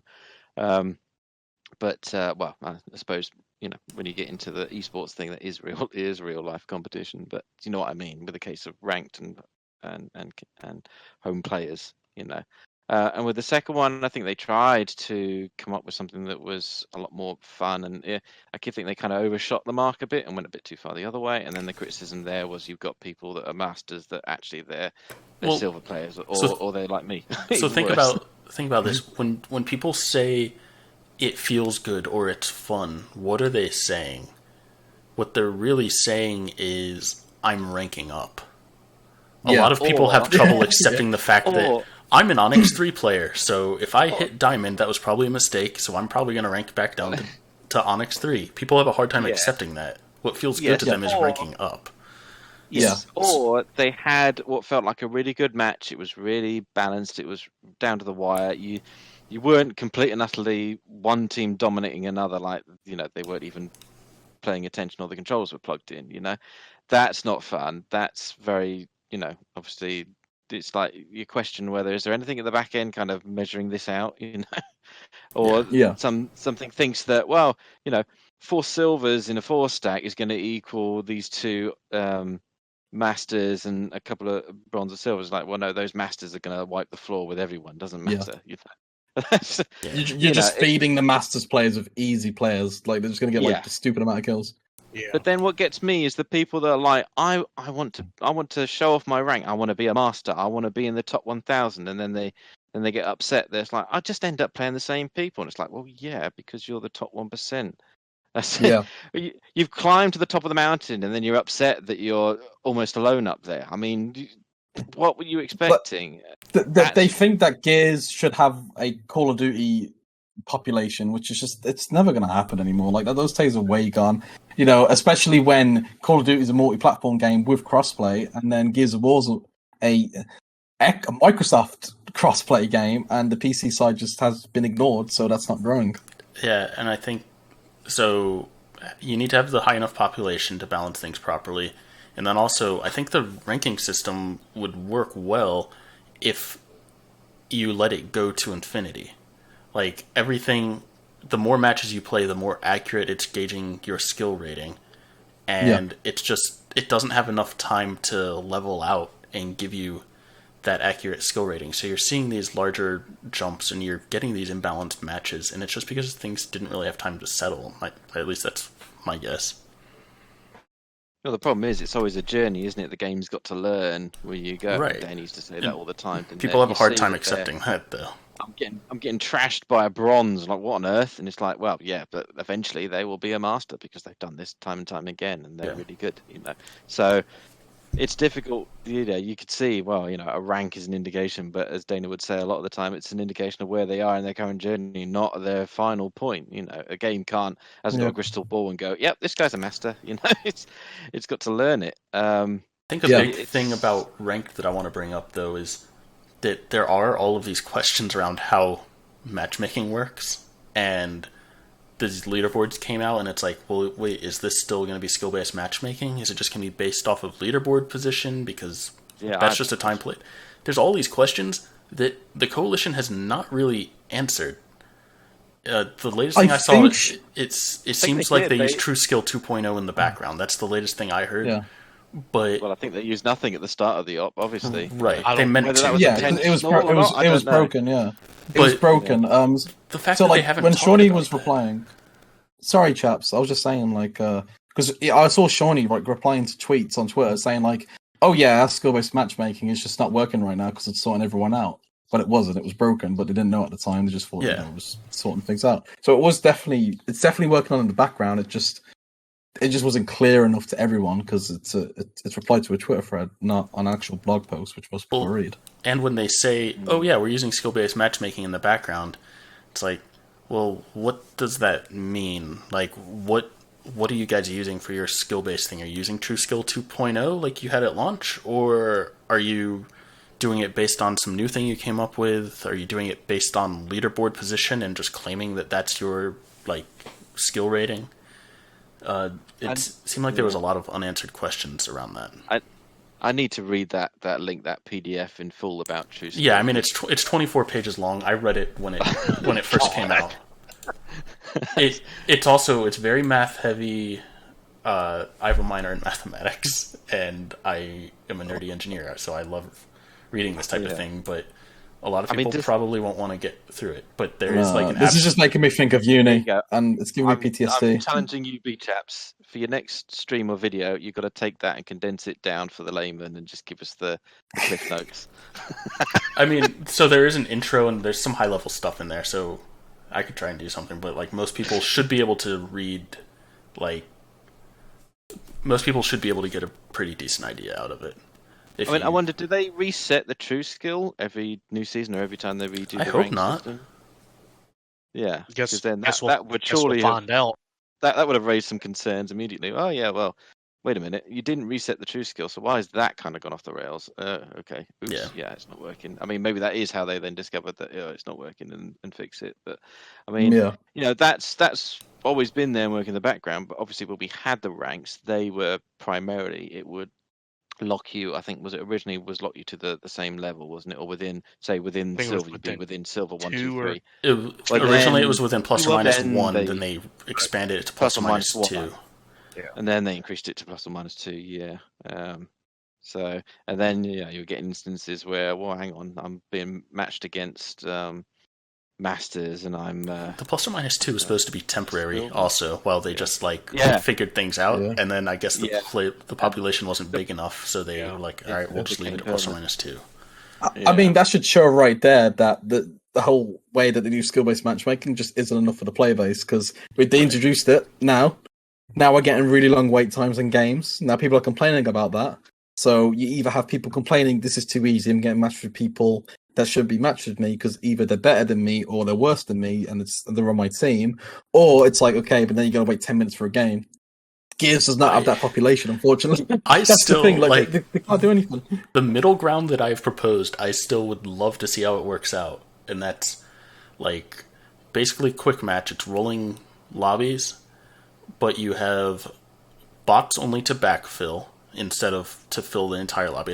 It's not backfilling the whole thing, it's bots to balance. So if it's 3v4, it fills to 4v4 instead of filling to 5v5. And you have quick play, and it doesn't do skill-based matchmaking, but between matches, when it reshuffles the teams and stuff, it does that to its best ability based on skill-based matchmaking, or skill-based Isn't that just Gears 3 and any 360 era multiplayer game, like Modern Warfare?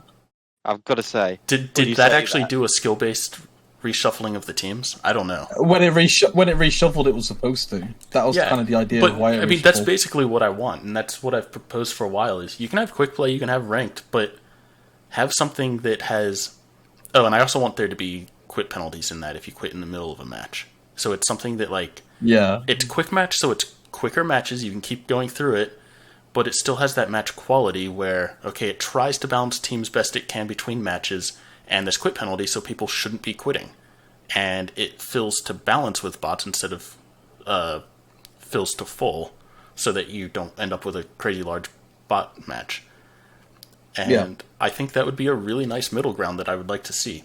Because I think right now the playlists are suffering a lot.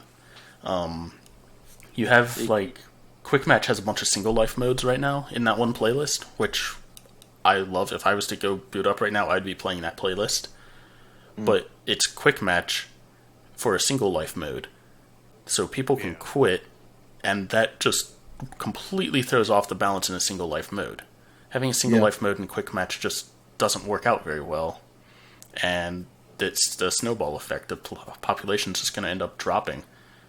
Does The, it eat the up- eat up playlists a life, aren't there doesn't yet. it? Yeah. Shouldn't get up a life, should it?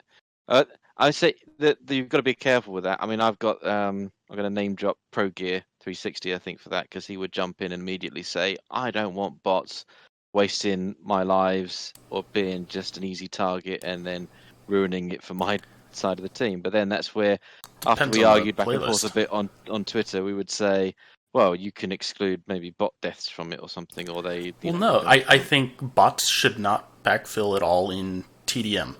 In King of the Hill or single life mode, yeah, I would rather have a bot on my team than have no bots.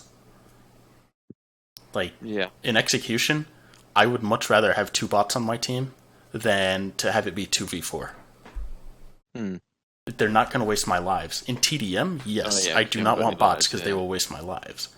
But in a single life mode or anything that doesn't have a spawn pool, yeah, I'm fine with bots. Yeah. It doesn't really bother me. Like in Execution, yeah, it sucks that it's not a real player, but they can be seen as a distraction while you can kind of like try and sneak around or something. So I ain't got an issue with that. It's just, I mean, I ain't got an issue with bots at the end of the day. Yeah, I really don't think the playlists are in the right spot right now, though. They're not. No? Also, say Quick Match, they have. I always expected them to condense it down to matching all of the single life modes together and matching all of the spawn modes. I haven't got an issue with that. They do that, right? They do that in Quick They Match. do that now. Yeah. They do that in Quick Match, except they also have TDM on the single life playlist. Yeah, which is really dumb. The explanation of the playlist says that it's single life modes. Single life, and then TDM's in there. I feel like they condensed it all down, and they're like, oh crap, people are going to want to play Quick Match TDM. Where do we put this? Let's just throw it in here. Just get rid of it. It was not in with the update then, with the Guardian. That lot then. It's in with the single life modes. Okay, that might be a mistake. Yeah. TDM was a mistake. Yeah. TDM is an established mode, isn't it? And it's terrible though. It was introduced to Gears, and in the console command, it's literally referred to as noob. So that's literally the only reason why it exists, and I don't like it, and it shouldn't be in competitive. It makes less sense for it to be competitive. Popular. Justin Bieber's popular. That doesn't mean I want him in my face all the time. I think it should be in Quick Match in a social playlist, not a competitive version. Yeah, I agree. Yeah, absolutely. And I think this is another one of those things where I wanted to talk to Jote or have someone talk to him about this publicly, not just some private conversations about. We knew they were going to be doing playlist reorganization, and that's why I put together that proposal of this is what I would like to see, and I wanted people to discuss it. It's because they said they were going to be doing playlist changes, and then they just went and did one. Maybe they had some private backroom conversations about how it was going to be rearranged, but there wasn't really anything that the community, at least the public community, was able to be involved in. And I think they missed their marks in some spots. They definitely have some. Yeah. They definitely improved some stuff. Don't get me wrong there, but I think that they missed the mark in other areas. It's funny, isn't it? When it's all rank based, then people are wanting a leaderboard, and then when it's leaderboard based, people are like, "Wait, where's my rank? I want that."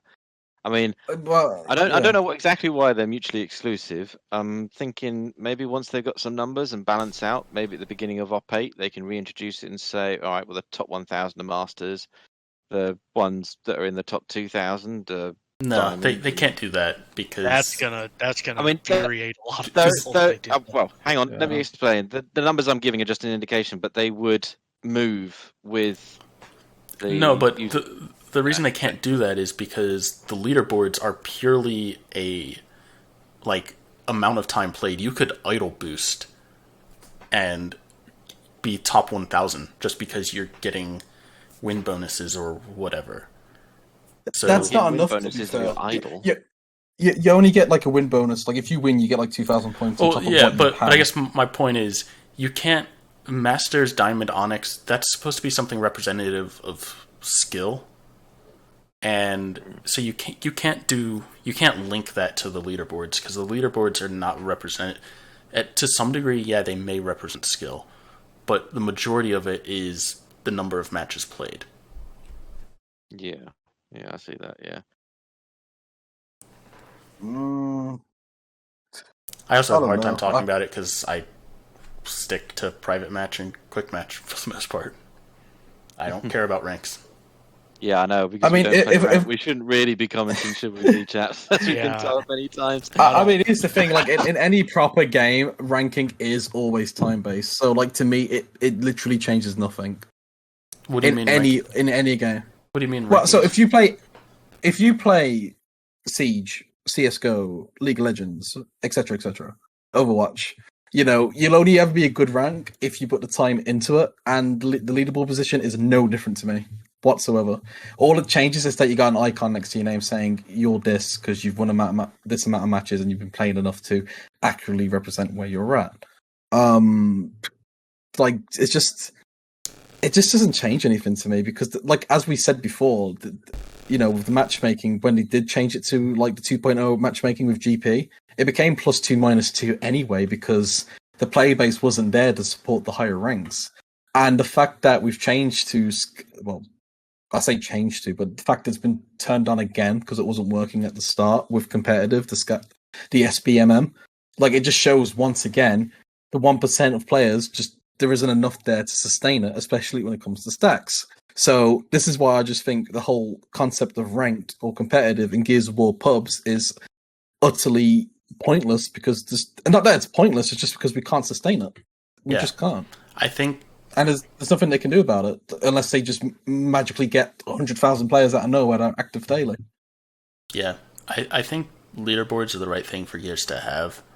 There's a lot of people who miss having actual rank, like skill-based ranks, but I'm biased, but I'm kind of in the camp of I just want to see those go away and be a thing of the past. Okay, so play the game here's for an fun. idea. If you want to, maybe we should switch back to the Halo 3 way of skill-based matchmaking, where it was your rank was your skill.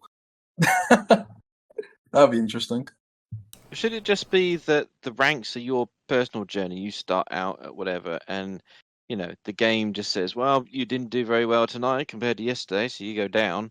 It's based on your own personal performance, and then as you get better and you do better, it goes, "Okay, all right. Well, you go up through your personal journey, and you get to Masters, and it's obviously got to be a bit more hard on you because it's judging you by your own work. I suppose maybe some people might try and goad it by playing really badly at the start and then try and play really well afterwards, but you could probably put measures in place to kind of balance that out. But you make the ranks more of a personal journey, and then you have the leaderboards, which, like you say, as with most games, it's pretty much these guys have got all the time to play on the game, and there you go. It's time played, and yeah, well done, you're on the leaderboard. But or you take it, maybe the leaderboard should be more if they got rid of limitations on the score in a game, and it's just the leaderboards are the people that get the most kills in the match, or the ones that get the most downs, revives, kills, etc., or the ones that get the most caps, or that lot. In a game, and it's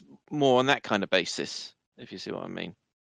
And then I think it's meant depends to how well you did in that game. Yes, the people who play it more often have more of a chance of getting that really golden, perfect game where they pretty much did everything solo and the other 4 players stood around scratching their butts or something, and they managed to wipe the other team. I mean, that would be amazing, and that would get them like 10,000, 100,000 score points in that match, and then that puts them way up on the leaderboard, sort of thing.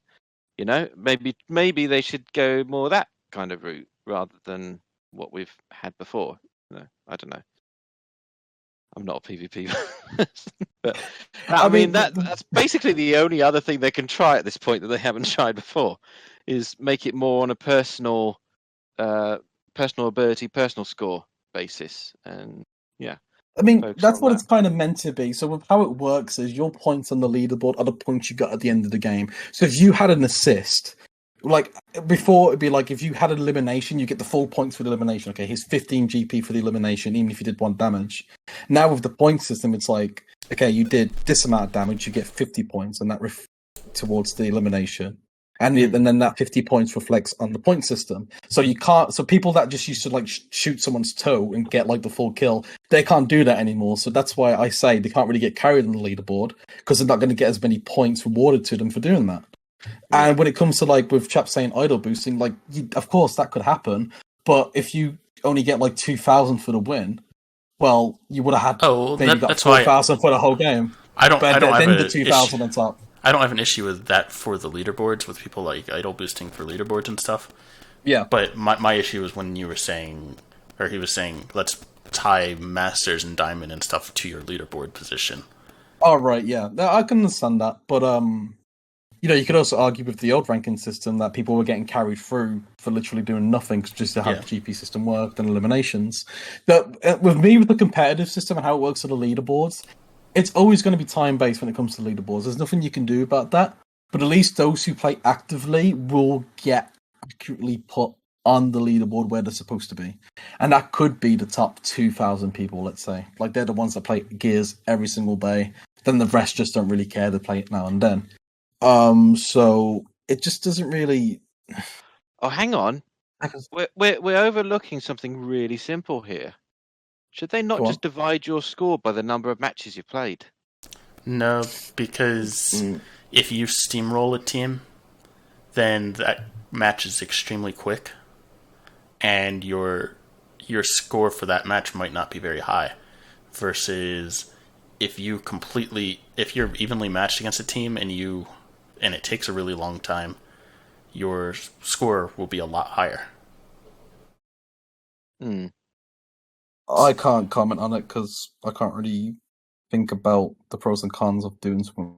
But see, I don't think the system currently in place is actually that bad. I feel like it does really sort out those who got carried and those who actually played well and got rewarded for it. So, in terms of how the leaderboards work in themselves, I'm fine with. Yeah, I don't have an issue with the way the leaderboards work.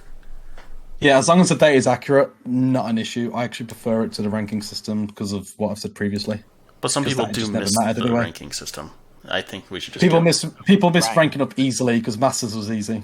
But that's why people didn't like ranking in Overwatch because if you ever played Overwatch, you'd hear, "Oh, I'm in Elo hell. I can't leave Platinum 3." Yeah, because you are Platinum 3. Tough luck. Like that's just how it is. So, what would you like to see? Not based on the ranking system, but just playlist organization. What would you like to see changed there? TDM removed. No need for it to be competitive. It's called noob in the code. Keep it as that. Quick play. If people want to play TDM, that's fine. Keep it there. It shouldn't be competitive. There's nothing competitive about it. It really 1,000% agree on that. In terms of other things, I don't know why we haven't got Execution 2.0 escalation on there yet. The pro teams play it. It's in the pro scene. It is the competitive modes, yet people in pubs cannot play the competitive modes. It doesn't make any sense. That needs to be changed. Apart from that, perhaps being able to search multiple playlists at once, like Titanfall 2. Modern Warfare also has that in Cold War. I see no reason why that can't be a thing, because then you are technically decreasing matchmaking time in all modes, because people can search multiple at once. So if they're like, okay, we've got a 4-stack, let's search Control, Guardian, and maybe Exhalation and Execution. That way, then you don't have people just focusing on the one mode, because people can be like, okay, we can spread it out a little bit. Yeah. That just makes more sense to me, because then not one game mode's dead. Like, people can just have it in their search, and they'll always find it now and then, while also searching for the main stuff that they see. That would be some of the quality of life improvements that we would love to see, that maybe they could squeeze in or not. I mean, there's a lot they could take from Halo, like you said, the like the social browser, where you can just pick and mix, you can just tick on and off modes to search, and then it will find other people. I don't know quite how it works out then, which one to go into, or toss a coin or something, but it just whatever comes up first. That's how it works. Yeah. And then there's other improvements as well, like when you're searching in Halo, it will start to build the lobby, so you can quickly see that I'm sat here waiting for 5 minutes, but that's because we're only missing 2 people, as opposed to you haven't got a clue at the moment, Well, and We it's haven't like had that I'm since fed up of QUE. waiting and I quit. We had that in UE, and we never had it again. I mean that kind of works for quick match, but in competitive, it seems to me like it matchmakes and it tries to find a group that can all meet, like they can all be balanced and meet a criteria, and then if it doesn't find it, it starts from scratch and tries to find a new bunch. Yeah, because like if you find if it slowly builds up and you have like 8 out of the 10, or I guess competitive is now 4v4, so if you have 6 out of the 8 people, it needs to find those last 2 people to fill the spot. Maybe the ranks or whatever are so mixed up in those first 6 people that it's having a hard time finding someone who can actually balance it, and it would be better off just starting from scratch. Yeah, I don't know. I don't know how it works. Sometimes you do see that. I think you see it. He just gives up and starts again. You go, oh, fine, all right, whatever. Yeah. And then you either get fed up and you go off and do something else, or you're like, well, maybe better luck this time, and you watch it build up. And you do see like great big chunks appear. Suddenly you see like 4 players join in all together. You can see it's doing something and working it out. At the moment, all we've got is up the top where it's saying it's doing those things when it's doing them, but I don't believe it. I think it keeps rotating through those words, searching, expanding. It's not doing it when it's saying it, is it? I'm pretty sure we all know that. It's just reiterating the same steps that it's doing, but you don't know when it's doing them or how far it's built or who it's found or whatever. At least some sort of visual progression is something in Halo, and it at least gives the player something to see and to be a little bit more patient and hang around. But it's maybe a big thing, maybe it isn't. I don't know. But I always thought it was good when I saw it in there, and it did usually make me stick around and be a patient just a bit longer. But there were times then when you think, I'm just waiting for that last person, those last 2 persons, and then it just goes, oh, give up.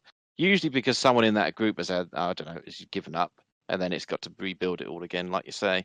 Especially when it comes to ranked and it's trying to work it out. It's not perfect. Nothing ever is. There isn't. I mean, if there was a perfect answer to all this stuff, someone would have done it by now. And Gears, being the niche that it is, being the fact that they compare it to a fighting game as well, because of the close quarters in it that you don't generally have in the other games. They're all a bit more of a distance shooter. If I'm explaining that correctly, but you know what I mean.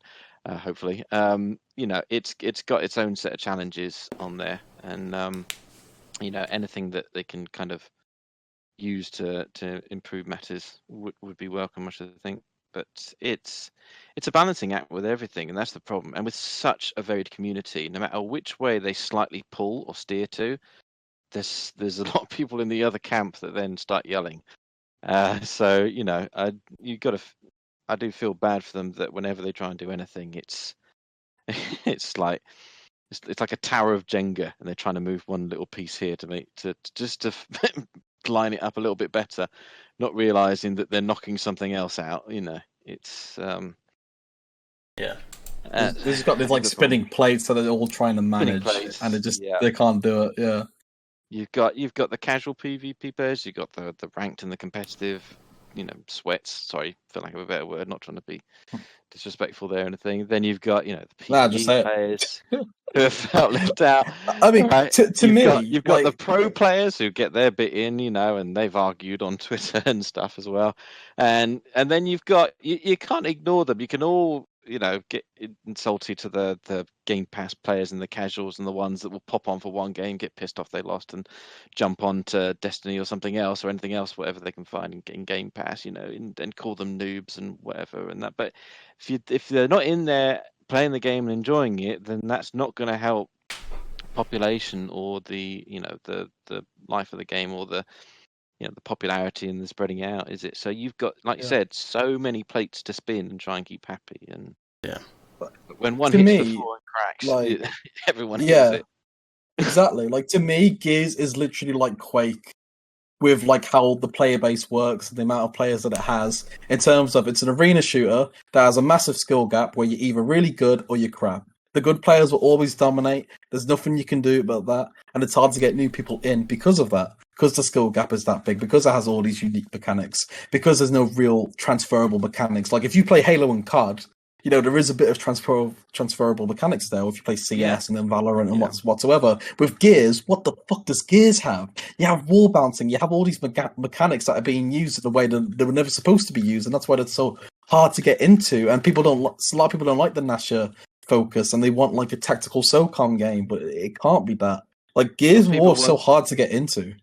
People want the Lancer to be better, don't they? And then you've got the people with the Nash that don't like that, and they get upset at that. Yeah, and I was excited back in the days of the tech test when I think they mentioned what was coming in the full release, and they mentioned boot camp. Yeah, I got excited. I thought, oh, great! Finally, someone or the part of the game can teach me how to do this properly. And I didn't realize that actually, no, it just teaches you how to play the campaign, which I mean, it's useful for people who've never played Gears 1 through 4. But I was expecting something different by that name, by that terminology. What it was is basically what all the other games do in the first level, which is introduce you to the controls and aiming and stuffing, and get you like Titanfall 1 did. Yeah. But what they've done, they just sectioned it out into this little boot camp section. It's so stupid because Gears 1 and 2 literally had the tutorial in the campaign. You didn't have to have a separate section to learn how to play. Like you just did it as you went along. Like you can even be a choice. Like even in Gears 1, where it's like, do you want to learn the ropes or go right into the fight? It's like, oh, I can choose. Like if I'm replaying it, I could pick that. Like in my opinion, as you said, boot camp should have been teach me how to play. How do mechanics work? How do multiplayer work? The name of Gears 2. Yeah, like Gears 2. Oh, here's an execution game of bots. This is how you play execution. This is what this sound is when you hit someone from far away, because there's execution rules. People learn. Instead, they just go now. It's like, oh yeah, new players don't understand how execution rules work, but you don't fucking teach them. Like they don't know. They don't know. You've got to read the tips on the loading screen, which now with Series X and stuff are up so briefly. You've got to take a screenshot and read it later. So in chat, exactly. Metanice says it gives content creators a chance to make content on PvP mechanics. I was just thinking, like, that is true. So imagine Gear 6, the boot camp is like, you load into boot camp, you have like a 20-second clip of Pete, the Razored Edge, explaining what the execution noise is, or like when you're shooting someone from a distance and you hear that noise saying you can't execute somebody. You have 20 seconds of him explaining it, and then it boots you into a scenario where you get to experience it. Then it goes to this other thing, and maybe CheeseCutta is telling you something about the way fortifications work in Horde, and then you get like a 1-minute thing to experiment with them yourself. So it actually has like basically the content creators integrated into the boot camp, like a pre-recorded thing saying, hey, this is how it works. I think that'd actually be pretty cool. Yeah. That would be followed funny. by, do you want to know more? I'm getting Starship Trooper vibes from this. I think that the boot camp, the idea of that would be really cool, especially for Horde and Escape, provided Escape's actually in Gear 6. But I think that'd be really cool just for beginners and people to learn, because there's a lot of little nuances that even I may pick something up, but I don't know. It's a lot for beginners to learn. It can be overwhelming. Yeah. I think that'd be really neat for them to basically, the reason that anyone found out about Tac-Com was because Gears 4, I basically made Horde Bootcamp videos. Like, I broke down every single detail of Horde and made little bootcamp type videos. But let's wanted to start to wrap up a little bit. I've got one last little topic to talk about here, and that's we have 3 drops left. Operation 7 Drop 2, and then the 2 drops that are coming in Operation 8, or we think it's 2 drops in Operation 8. What do you guys expect to see, both from maps and characters cosmetics perspective, in terms of PvE features and PvP features? What do you guys think we're going to be seeing, or what do you hope that we'll be seeing? Go on, Cheese. Oh, okay. Sorry. No, you could. I've been kind of waiting for them to do more than one map in a drop. They said that would be the minimum, and I guess we expected they would stick to the bare minimum. I kind of hope they do a little bit more. Obviously, I want the last 3 drops to be 3 new maps, or a new map each drop. Continue with that. It'd be kind of cool if maybe there's a ported map in addition to it, not it be a ported map. Yeah. But obviously, I'm in terms of PvE, I'd love some more of the tile maps. I think those are great. Maybe a handful more of those. I don't think there's much more to do with balancing the classes. Maybe push the envelope a little further with the promo classes, but that's really it. Other than that, maybe some quality of life features. I really don't care about skins or characters. I'll just be 100% honest. They have no effect to me. We have so many characters in the game. I'm content with that. But I'd say 3 new maps, some little quality of life changes, maybe all the events, maybe like the last drop, they put all the Horde events in custom matches. I'd love for them to put the modifiers in it, but I don't want to get too ahead of myself. Maybe some more tweaks to the daily challenges they do in PvE. Maybe a little bit more with that, but other than that, I mean, I don't expect much more than map skins and some quality of life features to push it into maintenance mode. Yeah. Yeah, no, I can agree on that. I'd love to share my thoughts on it, but I don't think I'm in a position to say anything. Because, I mean, right now, to me, I just reckon we're going to get... This is what I think is going to happen, because Up 6 and 7 seem to have laid out the template. And from what I've seen on Twitter, in terms of leaks, it makes sense where it seems we're going to have 5 characters a drop, like we are now. Well, we had one with Up 6. I assume we're going to have the same with Up 7. Well, I hope we do, because 2 at the start was a bit low with Hannah and Ukon. I reckon we're going to get 1 new map, 1 port from Gears 4, because they clearly haven't got the resources to do anything else from what we've seen. And I think we're just going to have some quality of life fixes. So when the game goes into maintenance mode after Up 8, Drop 2, the game will just kind of, in a sense, look after itself.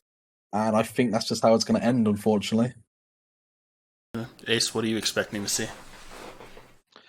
So they've hinted at some bits already, haven't they? So yes, we've got the established maps and characters that we'll be expecting, and there's obviously the unmentionables out there that you can track down that's going to give an idea of what they'll be. They've said that operations will end from after Operation 8, but there will be a kind of continual refresh. So presumably what we expect is a kind of repeating of the same sort of, the basic medal set, weapon set, and so forth that will probably be randomly generated and continue to go on to promote play in PvP and PvE.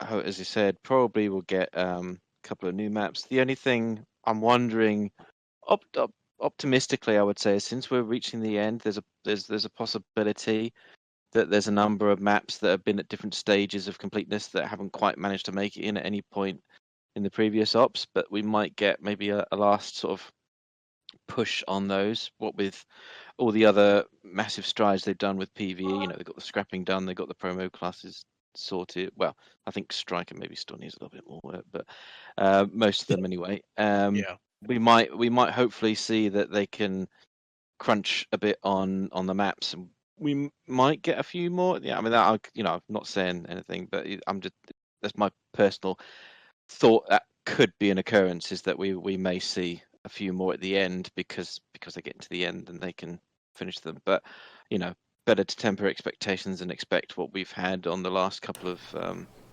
of drops, really. But if anything, I'd say from what we've seen, we have been surprised many a time.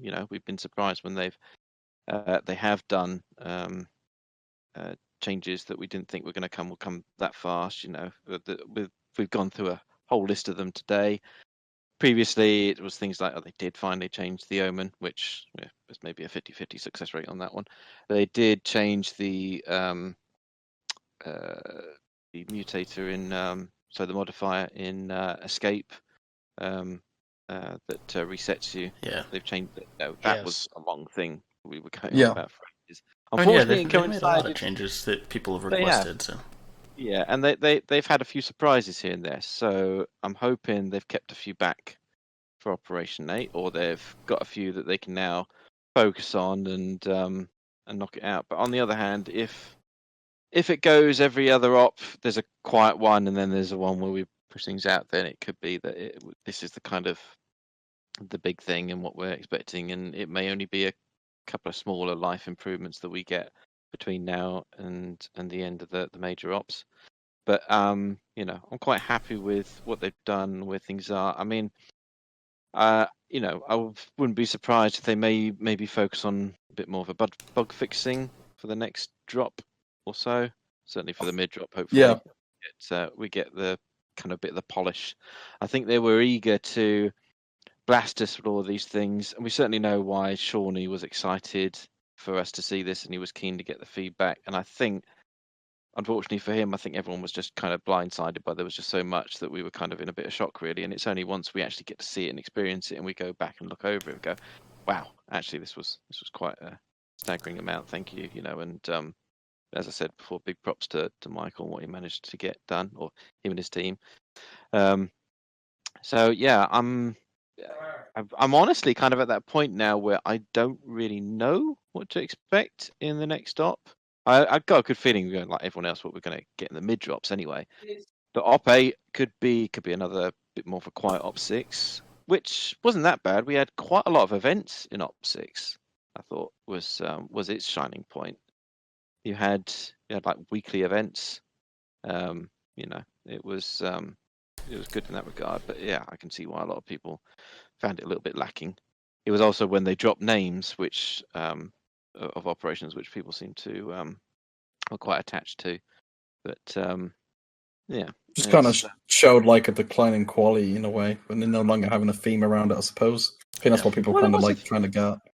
It still had a theme, wasn't it? It was Fallen Heroes. Was loose. It just never had a. It just never had a name, and even then, the Tomb was kind of to connect with that, but we didn't get Tomb until drop 2, and then we only had Huffman, and like no one was dead that we had to play, so nothing was really getting honoured except for Prescott. So yeah. One point I want to quickly make there with the likes of Tomb, Prescott, and that lot is if you don't already, and you're listening to this video here, if you don't already, do look out for if I pronounce it right, Parasidian on Twitter. If you don't know, he is the lore guy for Gears, and he whenever comes out or a new map comes out, he just gives out this wonderful. Yeah, there's this wonderful tweet thread on the information and the lore behind it. And when you go into the depths of the little details here and there, you can then go into the game and look at and look at those bits on the character skin, or look at those sections in the map, and you go, yeah, there's a lot of love and dedication put in there. And you're not seeing that when you're running around blowing each other's heads off with nashes. Yeah. No, I can understand that. Definitely worth watching it and reading those, because that's definitely where you get more of an appreciation for the finer details in Gears, and know that those things are in there. And when you look at those bits, you can see it all tied together a bit more as, yeah, this was Fallen Heroes. This was remembering that those characters beforehand that we've lost, and the big heroes, and maybe they didn't quite tie it up very nicely with a big bow on top. There's maybe a little bit lacking there, but you can see there was definitely a strong theme in the op. And maybe it was this kind of sullen theme of remembering the fallen that maybe made it a quieter op. I don't know. And then op 7, we've got the big hit of Ukon, tactics again, and Ephira, and it's all a bit more of the battlefield, and which everyone can kind of galvanize around a bit more, I think, with the sort of community love of that. I think the problem they have a lot of the time when they do any of these kind of teases is the community will jump at something and go, look at that, that means it's something from Gears 2, or there's a Gears 2 remaster, or they're adding the Hammer of Dawn into it or something, and and I can only just think that poor Shawnee and the lot are sit there going, oh dear God. It's no wonder why they're so hesitant to show anything, because people just jump on this and they build this expectation for themselves, and it's like, oh wait, what do you mean it's not happening? It's like, they never said. Please leave them alone. Yeah. They wouldn't stop with the Hammer of Dawn thing after that picture came out. Yeah, honestly. Yeah, so I think I'm right there with you, hoping for 3 new maps with the addition of a couple ports. I don't think that's very likely. I think we'll get at least 1 new map, maybe 2. I don't think 3 is very likely. For PvE, maybe we'll see a few class tweaks, and then maybe Operation 8 will have a couple tile maps. I think Operation 8 will see the release of the private or the custom lobbies can have those like special event things. I don't know how many more special events we'll have though. Do you think they might be able to put them on a kind of a rotation or something, or automatic? Yeah, they might be able to. I mean, they don't have a good track record. Well, not them. I suppose it's more Epic, really, when it comes to that kind of thing. So one of the things I've been trying to think of is, so Michael is basically like their PvE guy right now, right? But he's also a very experienced map designer.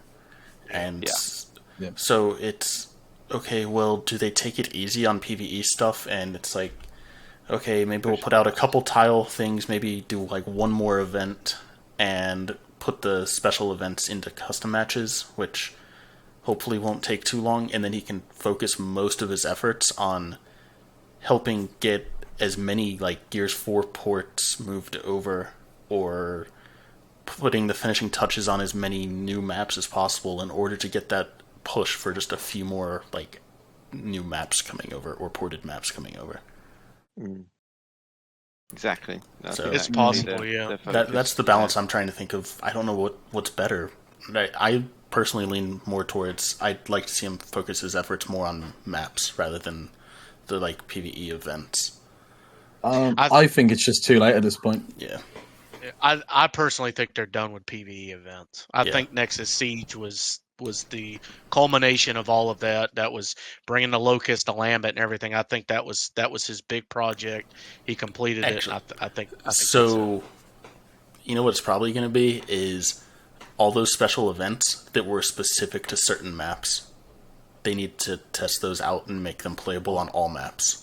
Yeah, that I agree with. I'd love to see the Escape from Kadar and all that on other maps. I think that will be the big thing. And then PvP, really I want to see a couple playlist organizational updates, but then private matches. Like, I know they're not going to... Yeah. I would love to just have my mind blown and have them... I've made videos on everything I want to see. I'd love to see them blow my mind and have a ton of stuff in there. But even if they just add a few basic private match options, I will be happy. I think we will. I feel like I said this in a tweet. I feel like when that was announced that they were doing more stuff with privates and customs, it was sort of overlooked, and I'm just like, no, it shouldn't be. Like, it gives us so much potential, and I really do feel like it's a sign of things of what they're trying to add onto the game before they finish support for it.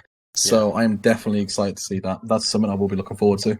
Yeah, and I just hope they spend the time to actually polish it. Yes.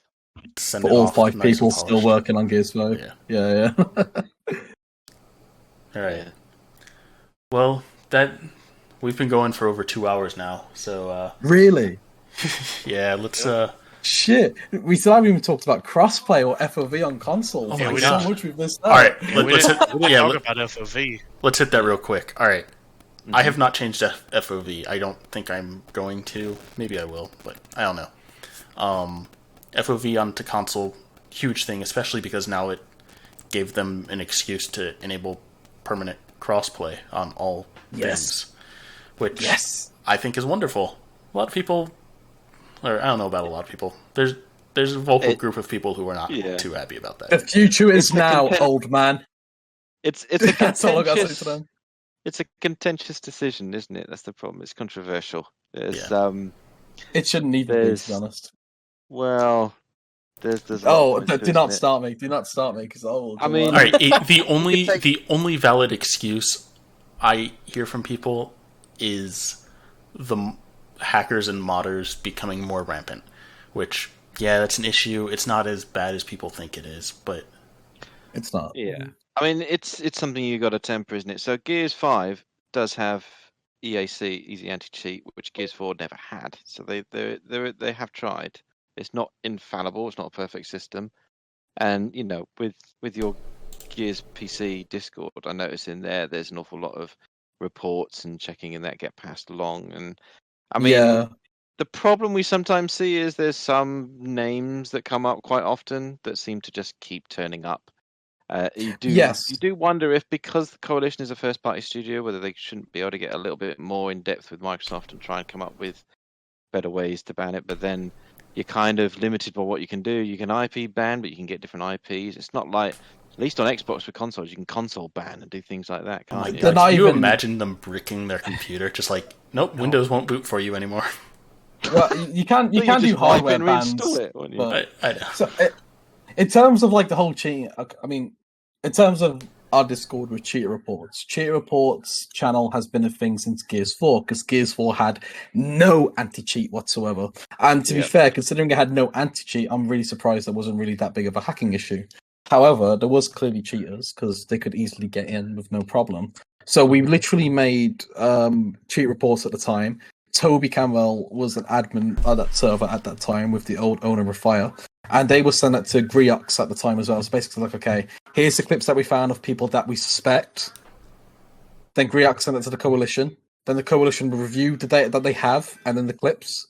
And then if the clips and the data match up, it's like, okay, this person's clearly hacking banned. So that's how it used to work. And then at some point, they just started ignoring that channel, but we still reported it anyway to make people aware. This person's sus. Keep an eye out. Make sure to get reported properly. Yeah.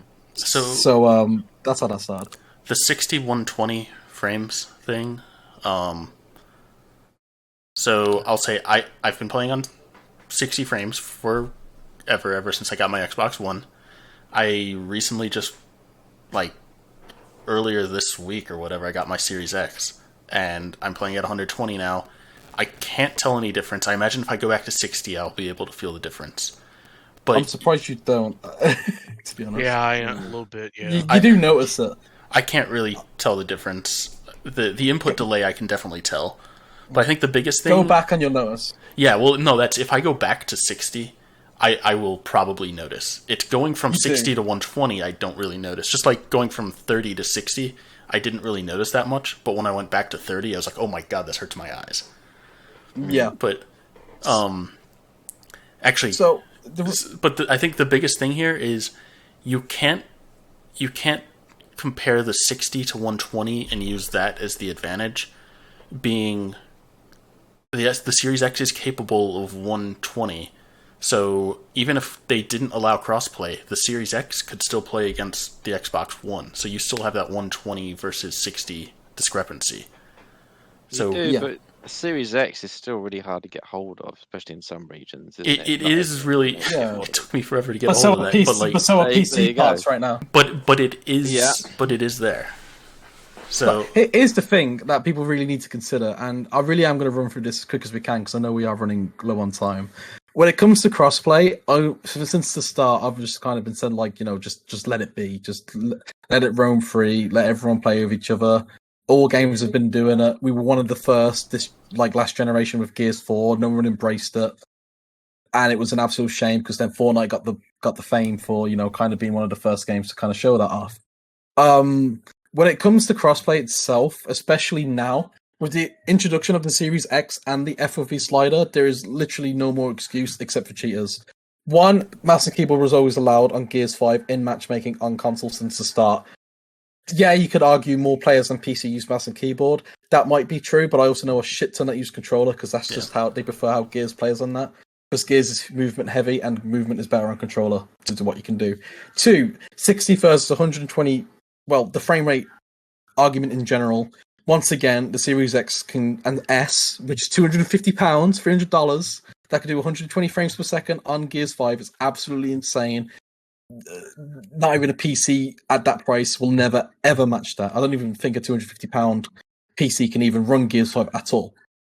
So you definitely have more people running 120 frames per second on Gears 5 on console than PC players.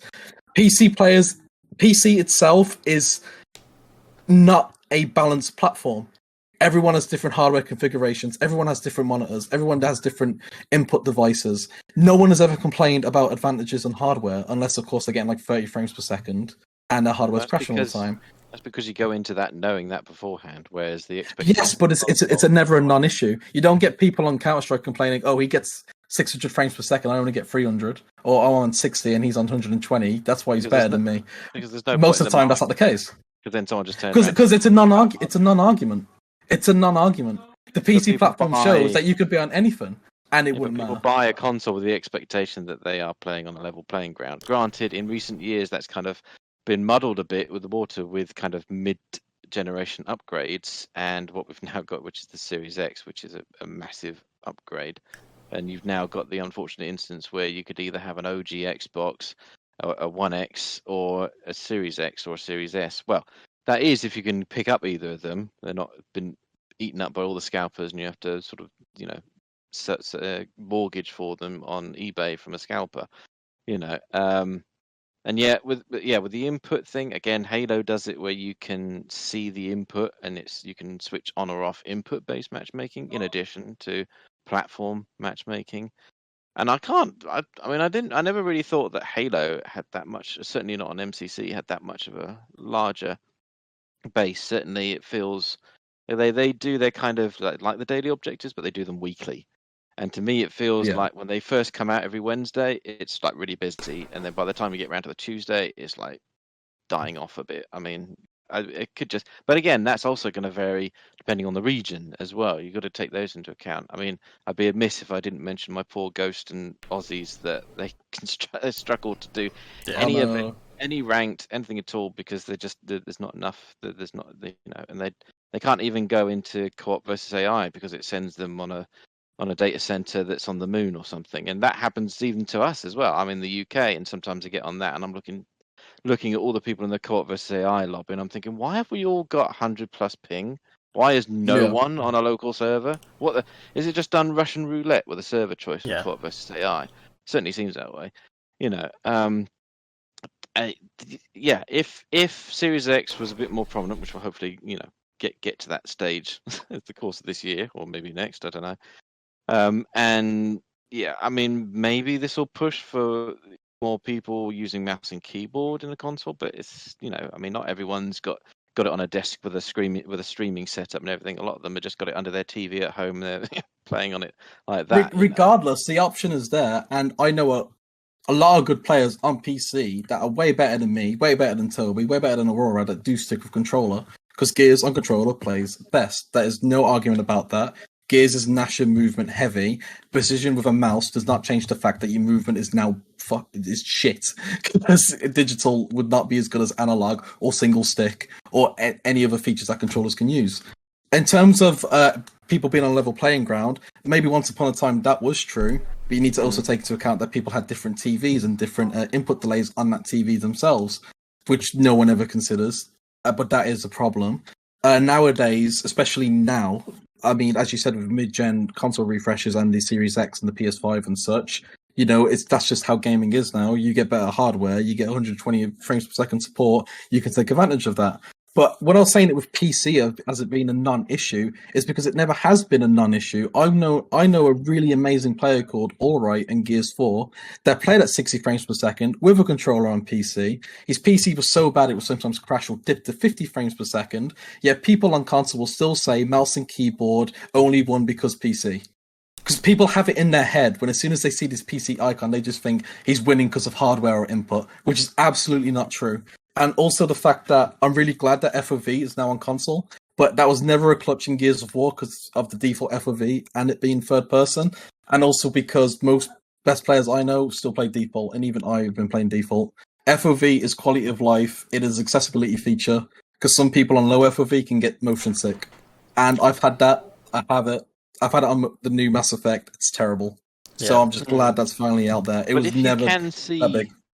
If you can see more around you, especially when you take into account the kind of Gears game is, someone sneaks up right behind you with a Nasher. If you've got that greater field of view, you can see them coming up on you and you can spin round and catch them off. And that is something unique to Gears. You're not going to get that. If that was the case, why does not kind of close combat? But why doesn't everyone play at 100 FOV then? Why is Toby Campbell and Aurora saying they play at 80 or 85? It's just what they find comfortable. I play at 90.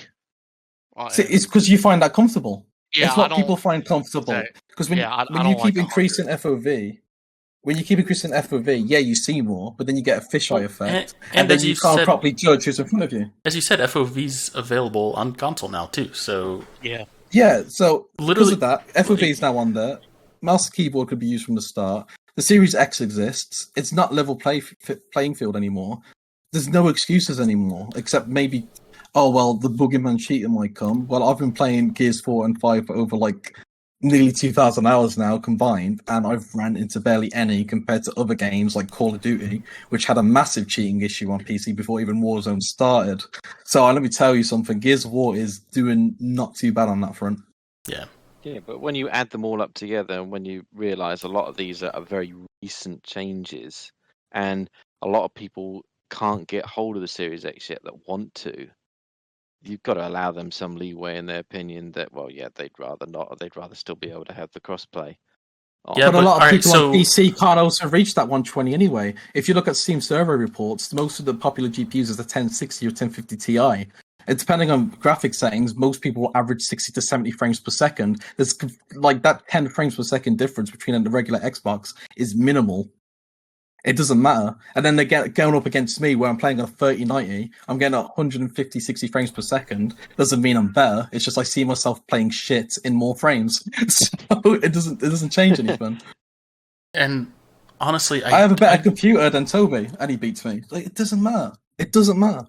Yeah, I think that player skill and ping or connection is going to have a much larger effect on the game than frames per second. Yeah, and especially if you look at how skill-based matchmaking works, if PC players were gods and skill-based matchmaking was working properly, then they'll be put against each other all the time anyway. If you was like an average console player and matchmaking was working properly, you would get put against an average PC player the same level as you, so you wouldn't even notice the difference because he's just as either good or shit as you. It changes nothing. It really doesn't. Except when and this isn't just PC, I might add, this is also console as well, except when said player decides to load up their secondary account and start from the bottom again, just for the pure fun of tormenting. There's nothing you can do about Smurfs, unfortunately. Yeah, there's nothing you can do about that. That's an issue in any game. Smurfing's just going to happen. That just happens because people are really shit at the rank they get assigned, so they're just like, oh, I'm going to make a new account and stomp billies. That's all it is. Yeah. And yes, many people do that on Gears. I know some content creators have done that because they weren't able to get matches because they were like high rank and couldn't find matches in reasonable time, and they wanted to stream. So I'm gonna make a Smurf account so that I can actually find matches easily. Or some content creators did it so that they could get easy quads on noobs for content. Like, yeah, it's just how it is, Matt. Any game will have a smurfing issue. It's just how it is. Nothing you can do about that, unfortunately. Yep. Just look. Remember, didn't Gears 3 have a thing where, like, if you're below a certain rank, you actually had boosted damage to everything you've done, or something? Wasn't that what it did for new players? Yeah. If you did not have any achievements on any Gears game, your first few matches gave you a little boost. That's insane. I didn't actually think it was like that, but yeah, that's crazy. Imagine if they did that now with Smurfs. Gods. They'll be gods. Yeah. I mean, I think it's difficult, and no one likes having an option taken away from them. And, when you see, FIFA 3 and Halo adding in options to filter by input and platform, but with a caveat that says this is going to increase your matchmaking times, and you can. They have the population to do that, though. Yeah, I mean, look at Steam Analytics. You have like 5,000 playing daily average on MCC. Side. Then you can on PC side. Then you compare it to Gears 5, where you have like 300 on Steam. But then they're at an advantage on that, aren't they? Because it's now just come on PC, and they've been working on it for the year, adding each game in turn. Whereas, you could say that for Gears, unfortunately, it's more gone the other way, I suppose, where it's kind of been pressuring people off of it rather than giving them an incentive to come on. I mean, they've not been doing enough on the PC side to get new PC players in, which infuriates me because they don't do free weekends with a new operation. They don't do sales that often. They literally don't do enough marketing. Like, yeah, it's on Steam, but when Siege is getting promoted, it's front page free weekend update coming right after. Yeah. Gears, nothing, absolutely nothing. There's always going to be a contentious taking away crossplay, I think, and you're going to expect some people to be hesitant. And unfortunately, then when something happens in the game and it's actually probably more a case of the connection and the servers and compensation and all the kind of calculations going on in the background that maybe just kind of didn't hit the mark on that one. But to the player, all they see is, hang on a minute, how on earth did that PC player do that? Their instant God, go-to is going to I think be we're just in a transition period right now. I think it was the right step for the coalition to make. Gear 6 is going to launch with crossplay. It's not even going to be a thing that they're going to discuss. It's just they're going to have permanent crossplay. I think most games moving forward are going to have crossplay, and right now we're just in that weird transition period.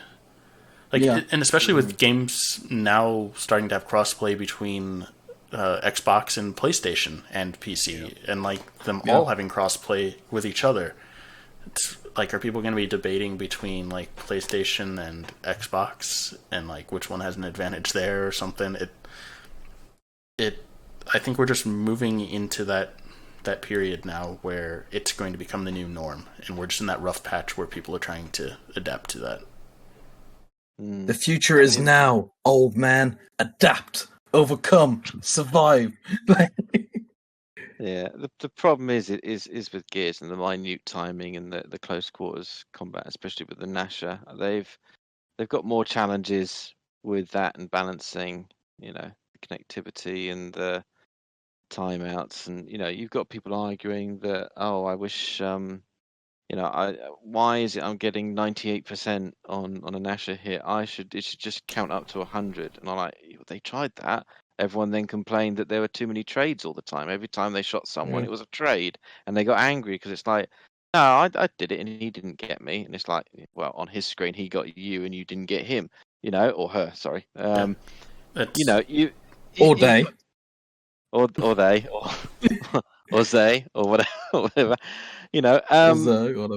Yeah, so it's a balancing act, isn't it? Whenever they've tried to accommodate based on what the community have shouted that week, and they make a change, then they get shouted at from another group, and then they've got to dial it back, or they're never going to make everyone happy.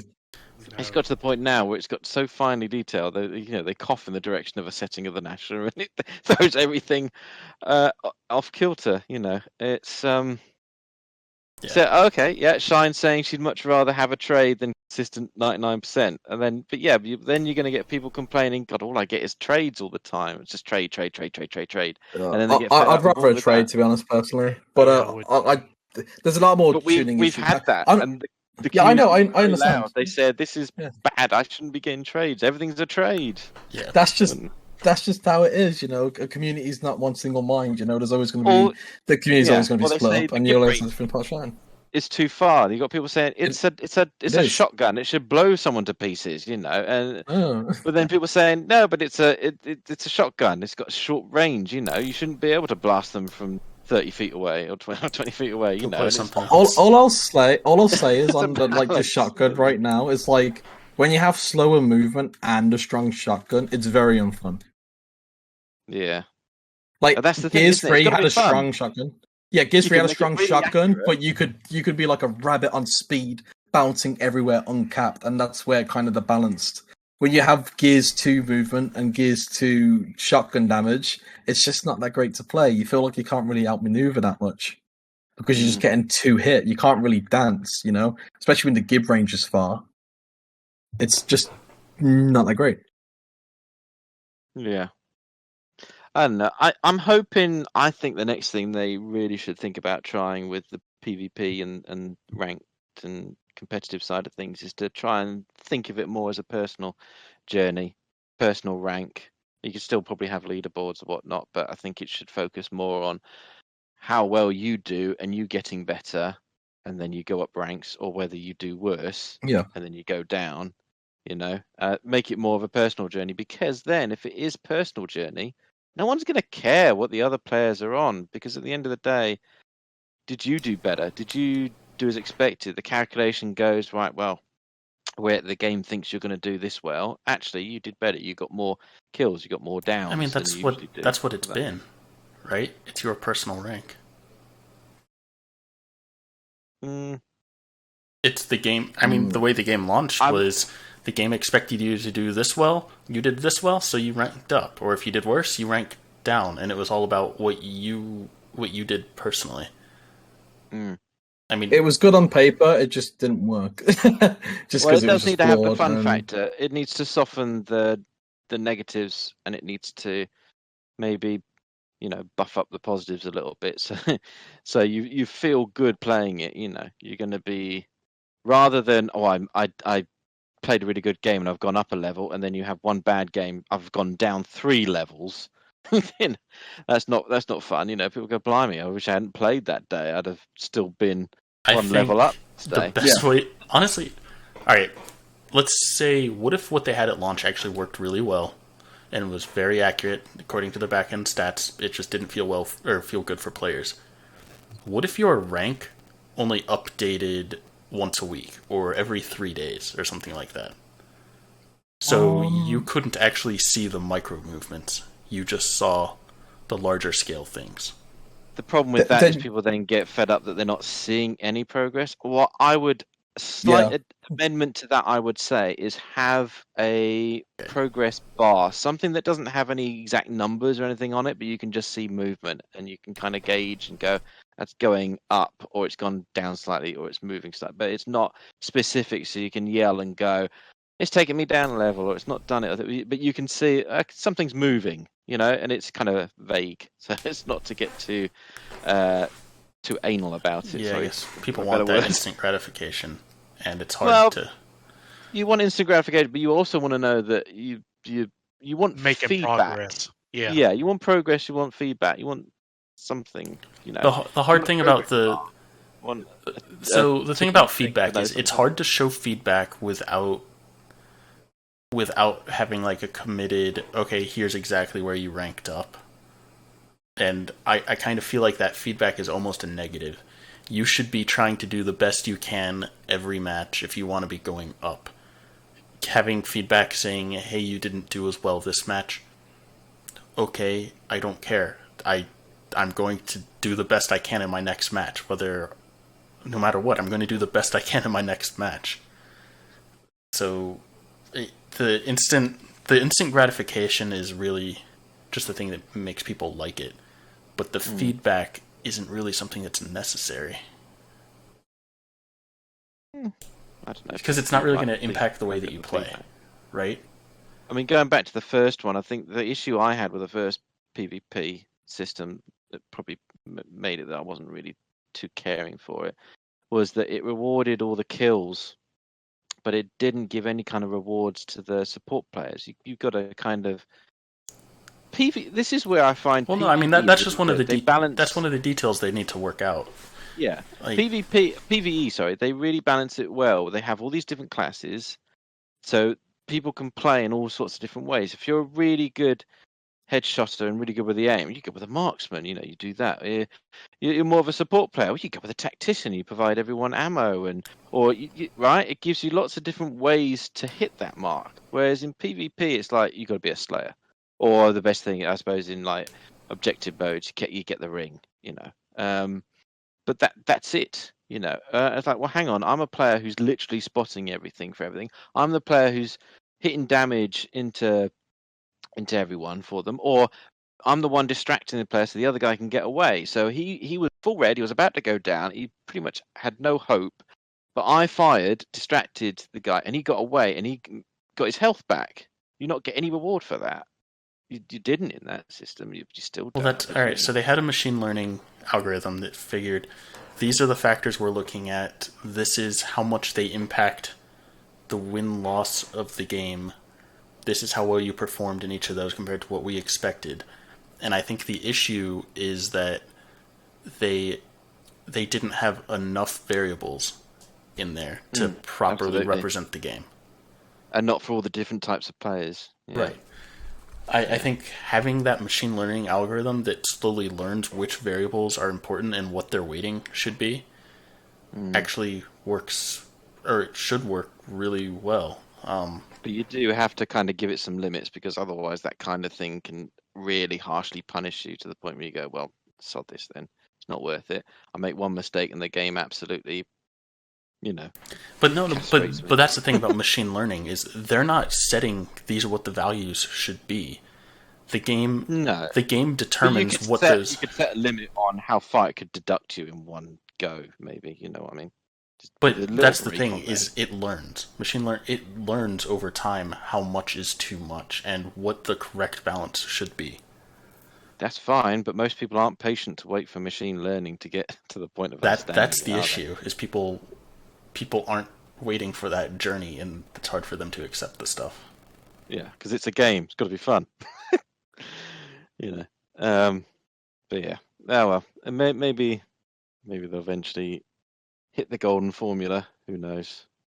But whatever it is, Who knows? It won't Indeed. satisfy everyone. That's for sure. Yeah, nobody wants to wait for machine learning to do its job. Like, oh dear. I feel if they stuck with it, maybe it would be doing pretty well right now. But I don't know. But then does machine learning get thrown off by the fact people get fed up with it, they leave, and then it's an unbalanced of players, so you don't get that good feeling of the machine learning. Yeah, depends on how they set it up, I guess. But yeah, we'll never know. Sadly not. Yeah. Ah well, what can you do? Yeah. Yep. Well, I think what we just decided is let's just get rid of the ranking system. We can't get it to work. Let's get it out of here. I mean, yeah, that's it. Yep. I don't disagree on it. Alrighty. Let's go around the room one more time. Just any closing remarks, final words you want to say about anything we talked about today. Let's reverse the order this time. Cheese, we'll start with you and cycle back around.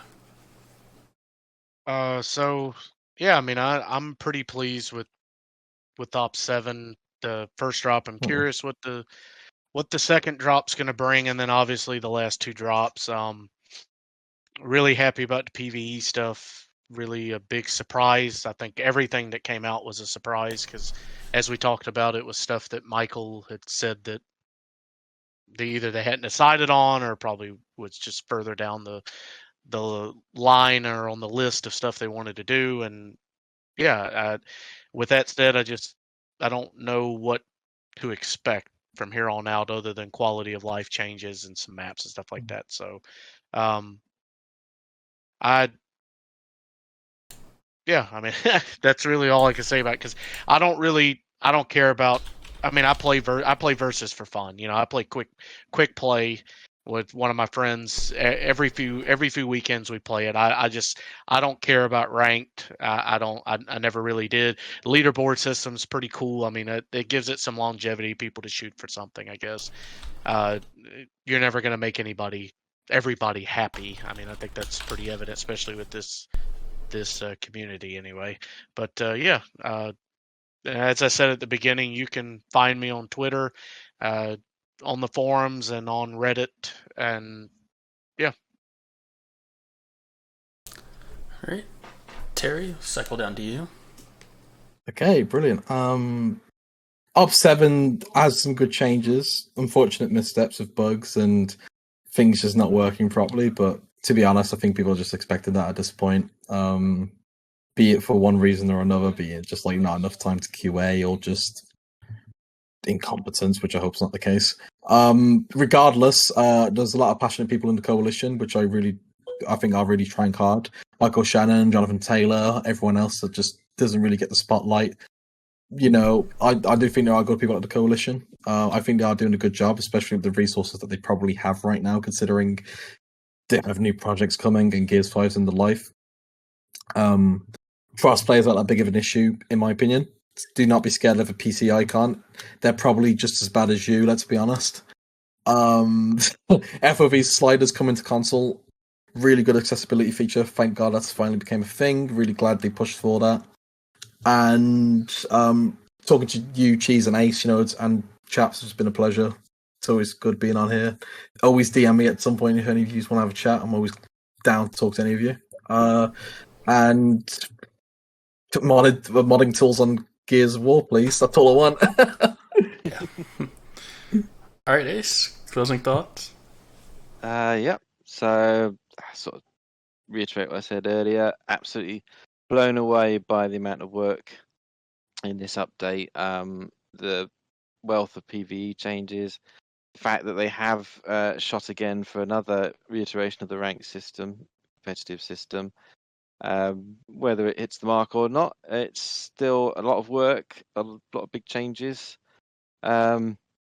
It's unfortunate that some things need a little bit more polish, and hopefully by this hotfix week or by the mid drop, things will be tidied up a little bit, and some of the niggles will be addressed that are still outlying.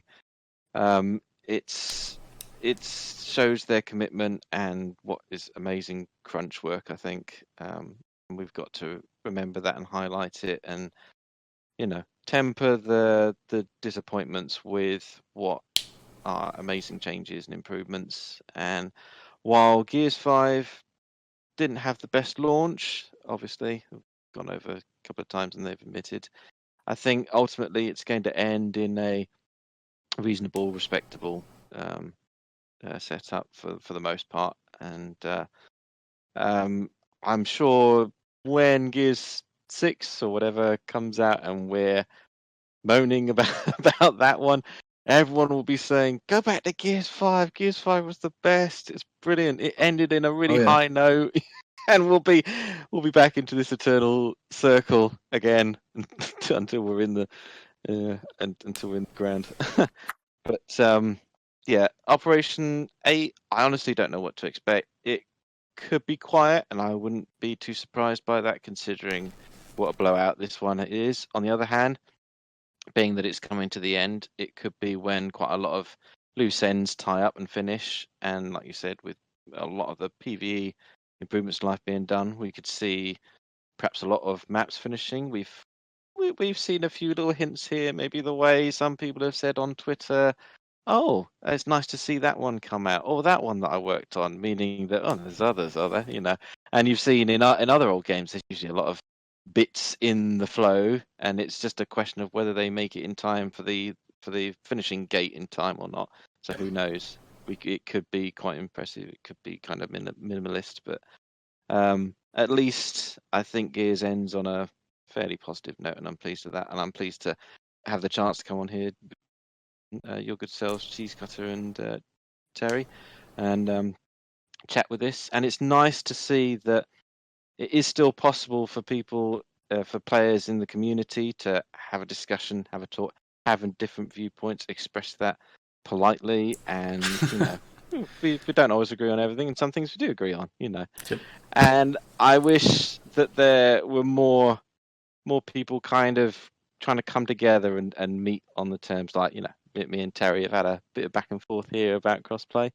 No, I enjoy Ace, honestly. Plays. Yeah, exactly. It's great, isn't it? And you can have negative opinions, you can have positive opinions, you haven't even formed one yet. You're honestly just, I'm not sure. Tell me both sides. And we can discuss it and show that it's not all this toxic community, nasty at each other's throat, back and forth, competition on who can shout the loudest or say the worst thing about it, or just get all the negative people on their stream or their video to just talk whatever.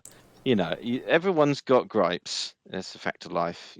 But if we can try and sort of explain it and give examples, and I know people are frustrated, they're not always the most polite or etiquette with their explanations. I mean, hear me now, I'm making a complete mess up of this, but it's nice to see that people can still come together and have a chat, and this is why I did nudge BChaps, I think, to start these back up way back in I think, was it? Yeah. So, I mean, I used to do them like weekly, and then they fell off for a while. So then they fell off for a while, yeah. But I'm pleased you still do them. I love to see them, and I can't always jump in and engage with them because you put them on during esports streams, or I'm eating at the time or something. To be fair, I have Twitter open on the side, and usually during one of these streams, I look over and I see Twitter, and I'm like, "Oh, hey, there's an esports stream going on right now. I didn't know that." Like, honestly, I don't even know when the esports streams are anymore. Follow me. Are you even a fan? Get out. No. You're not helping the team, you're not helping the life of the game. We all know that esports are pushing the game and they're keeping it alive. I'm just winding you up there because I know that's going to be something people are going to argue about. But yeah, So ultimately, I think the game's ending to a good point. I'm pleased to chat with you guys. Love to be on any time. Love the people in the chat as well, and I love the content creators and what they can do. And everyone is pulling to do what they're good at and what they can do. And we should try and support everyone and support those in the coalition who we can see are putting their heart and soul into it. And yeah, there's maybe some people need a bit of a kick up the jacksie when it comes to testing some of this stuff. But on the other hand, one thing I wanted to get into, but we probably haven't got time for, but I'll just say quickly, in QA, sometimes you have given specific limitations or requirements, test this specific thing in this specific set of time. You don't get a lot of the time to do what we call regression testing, which is making sure everything else still works with this change applied. So, that's why I kind of temper some of my expectations with this. And I go, oopsie, that's because, they missed that bit. Well, that's probably because they were so focused on making sure that he said these bits. They didn't then go to, do you know what? I should probably try him with every weapon running around with a retro lancer. Oh, look at that! It's got the wrong lines there as well, and it's something that doesn't get picked up until the community notice it or scream it at them. Or to be fair, we all said, he's got the wrong voice lines, but we didn't say it's also got the wrong voice lines when he's charging with a retro lancer. So. That's something I kind of just would have expected them to test, though. It's regression testing. I don't even consider that regression testing. That I just feel is a total failure on their part. The voice lines. Well, this is the third time that they've had to patch the voice lines for that one character. I feel like that's just time slipped. I think, didn't it, from the patch? Yeah, the first time maybe was a mistake. So, but still, the second actual. Second actual patch time. That's pretty bad. I mean, come on. As long as it's not third time, lucky. that's good, isn't it? I really hope not. But yeah. Here's hoping that they do take into account Gears 6, the lessons learned from 5 and 4. And if they don't, then for the love of God, please flight it and send Chaps, me, Cheese, and Terry invite, for God's sake. Don't invite me to anything. If you think I've got a sailor's mouth now, dear God, do not play a game with me. I am the worst person to play with. I don't know how my mates. Yeah, same. You should hear me when I'm playing Golden Gun event or Free For All. I'm embarrassed. I really am. I have to have my mic off because it goes blue. I have to turn my text chat off because I just talk shit to other players all the time. I'm just like, you dickhead. What the fuck are you doing? I'm so bad. Yeah, it's usually I got my mates in the party chat, and it's like, we don't want to hear you losing, Ace. Okay, sorry.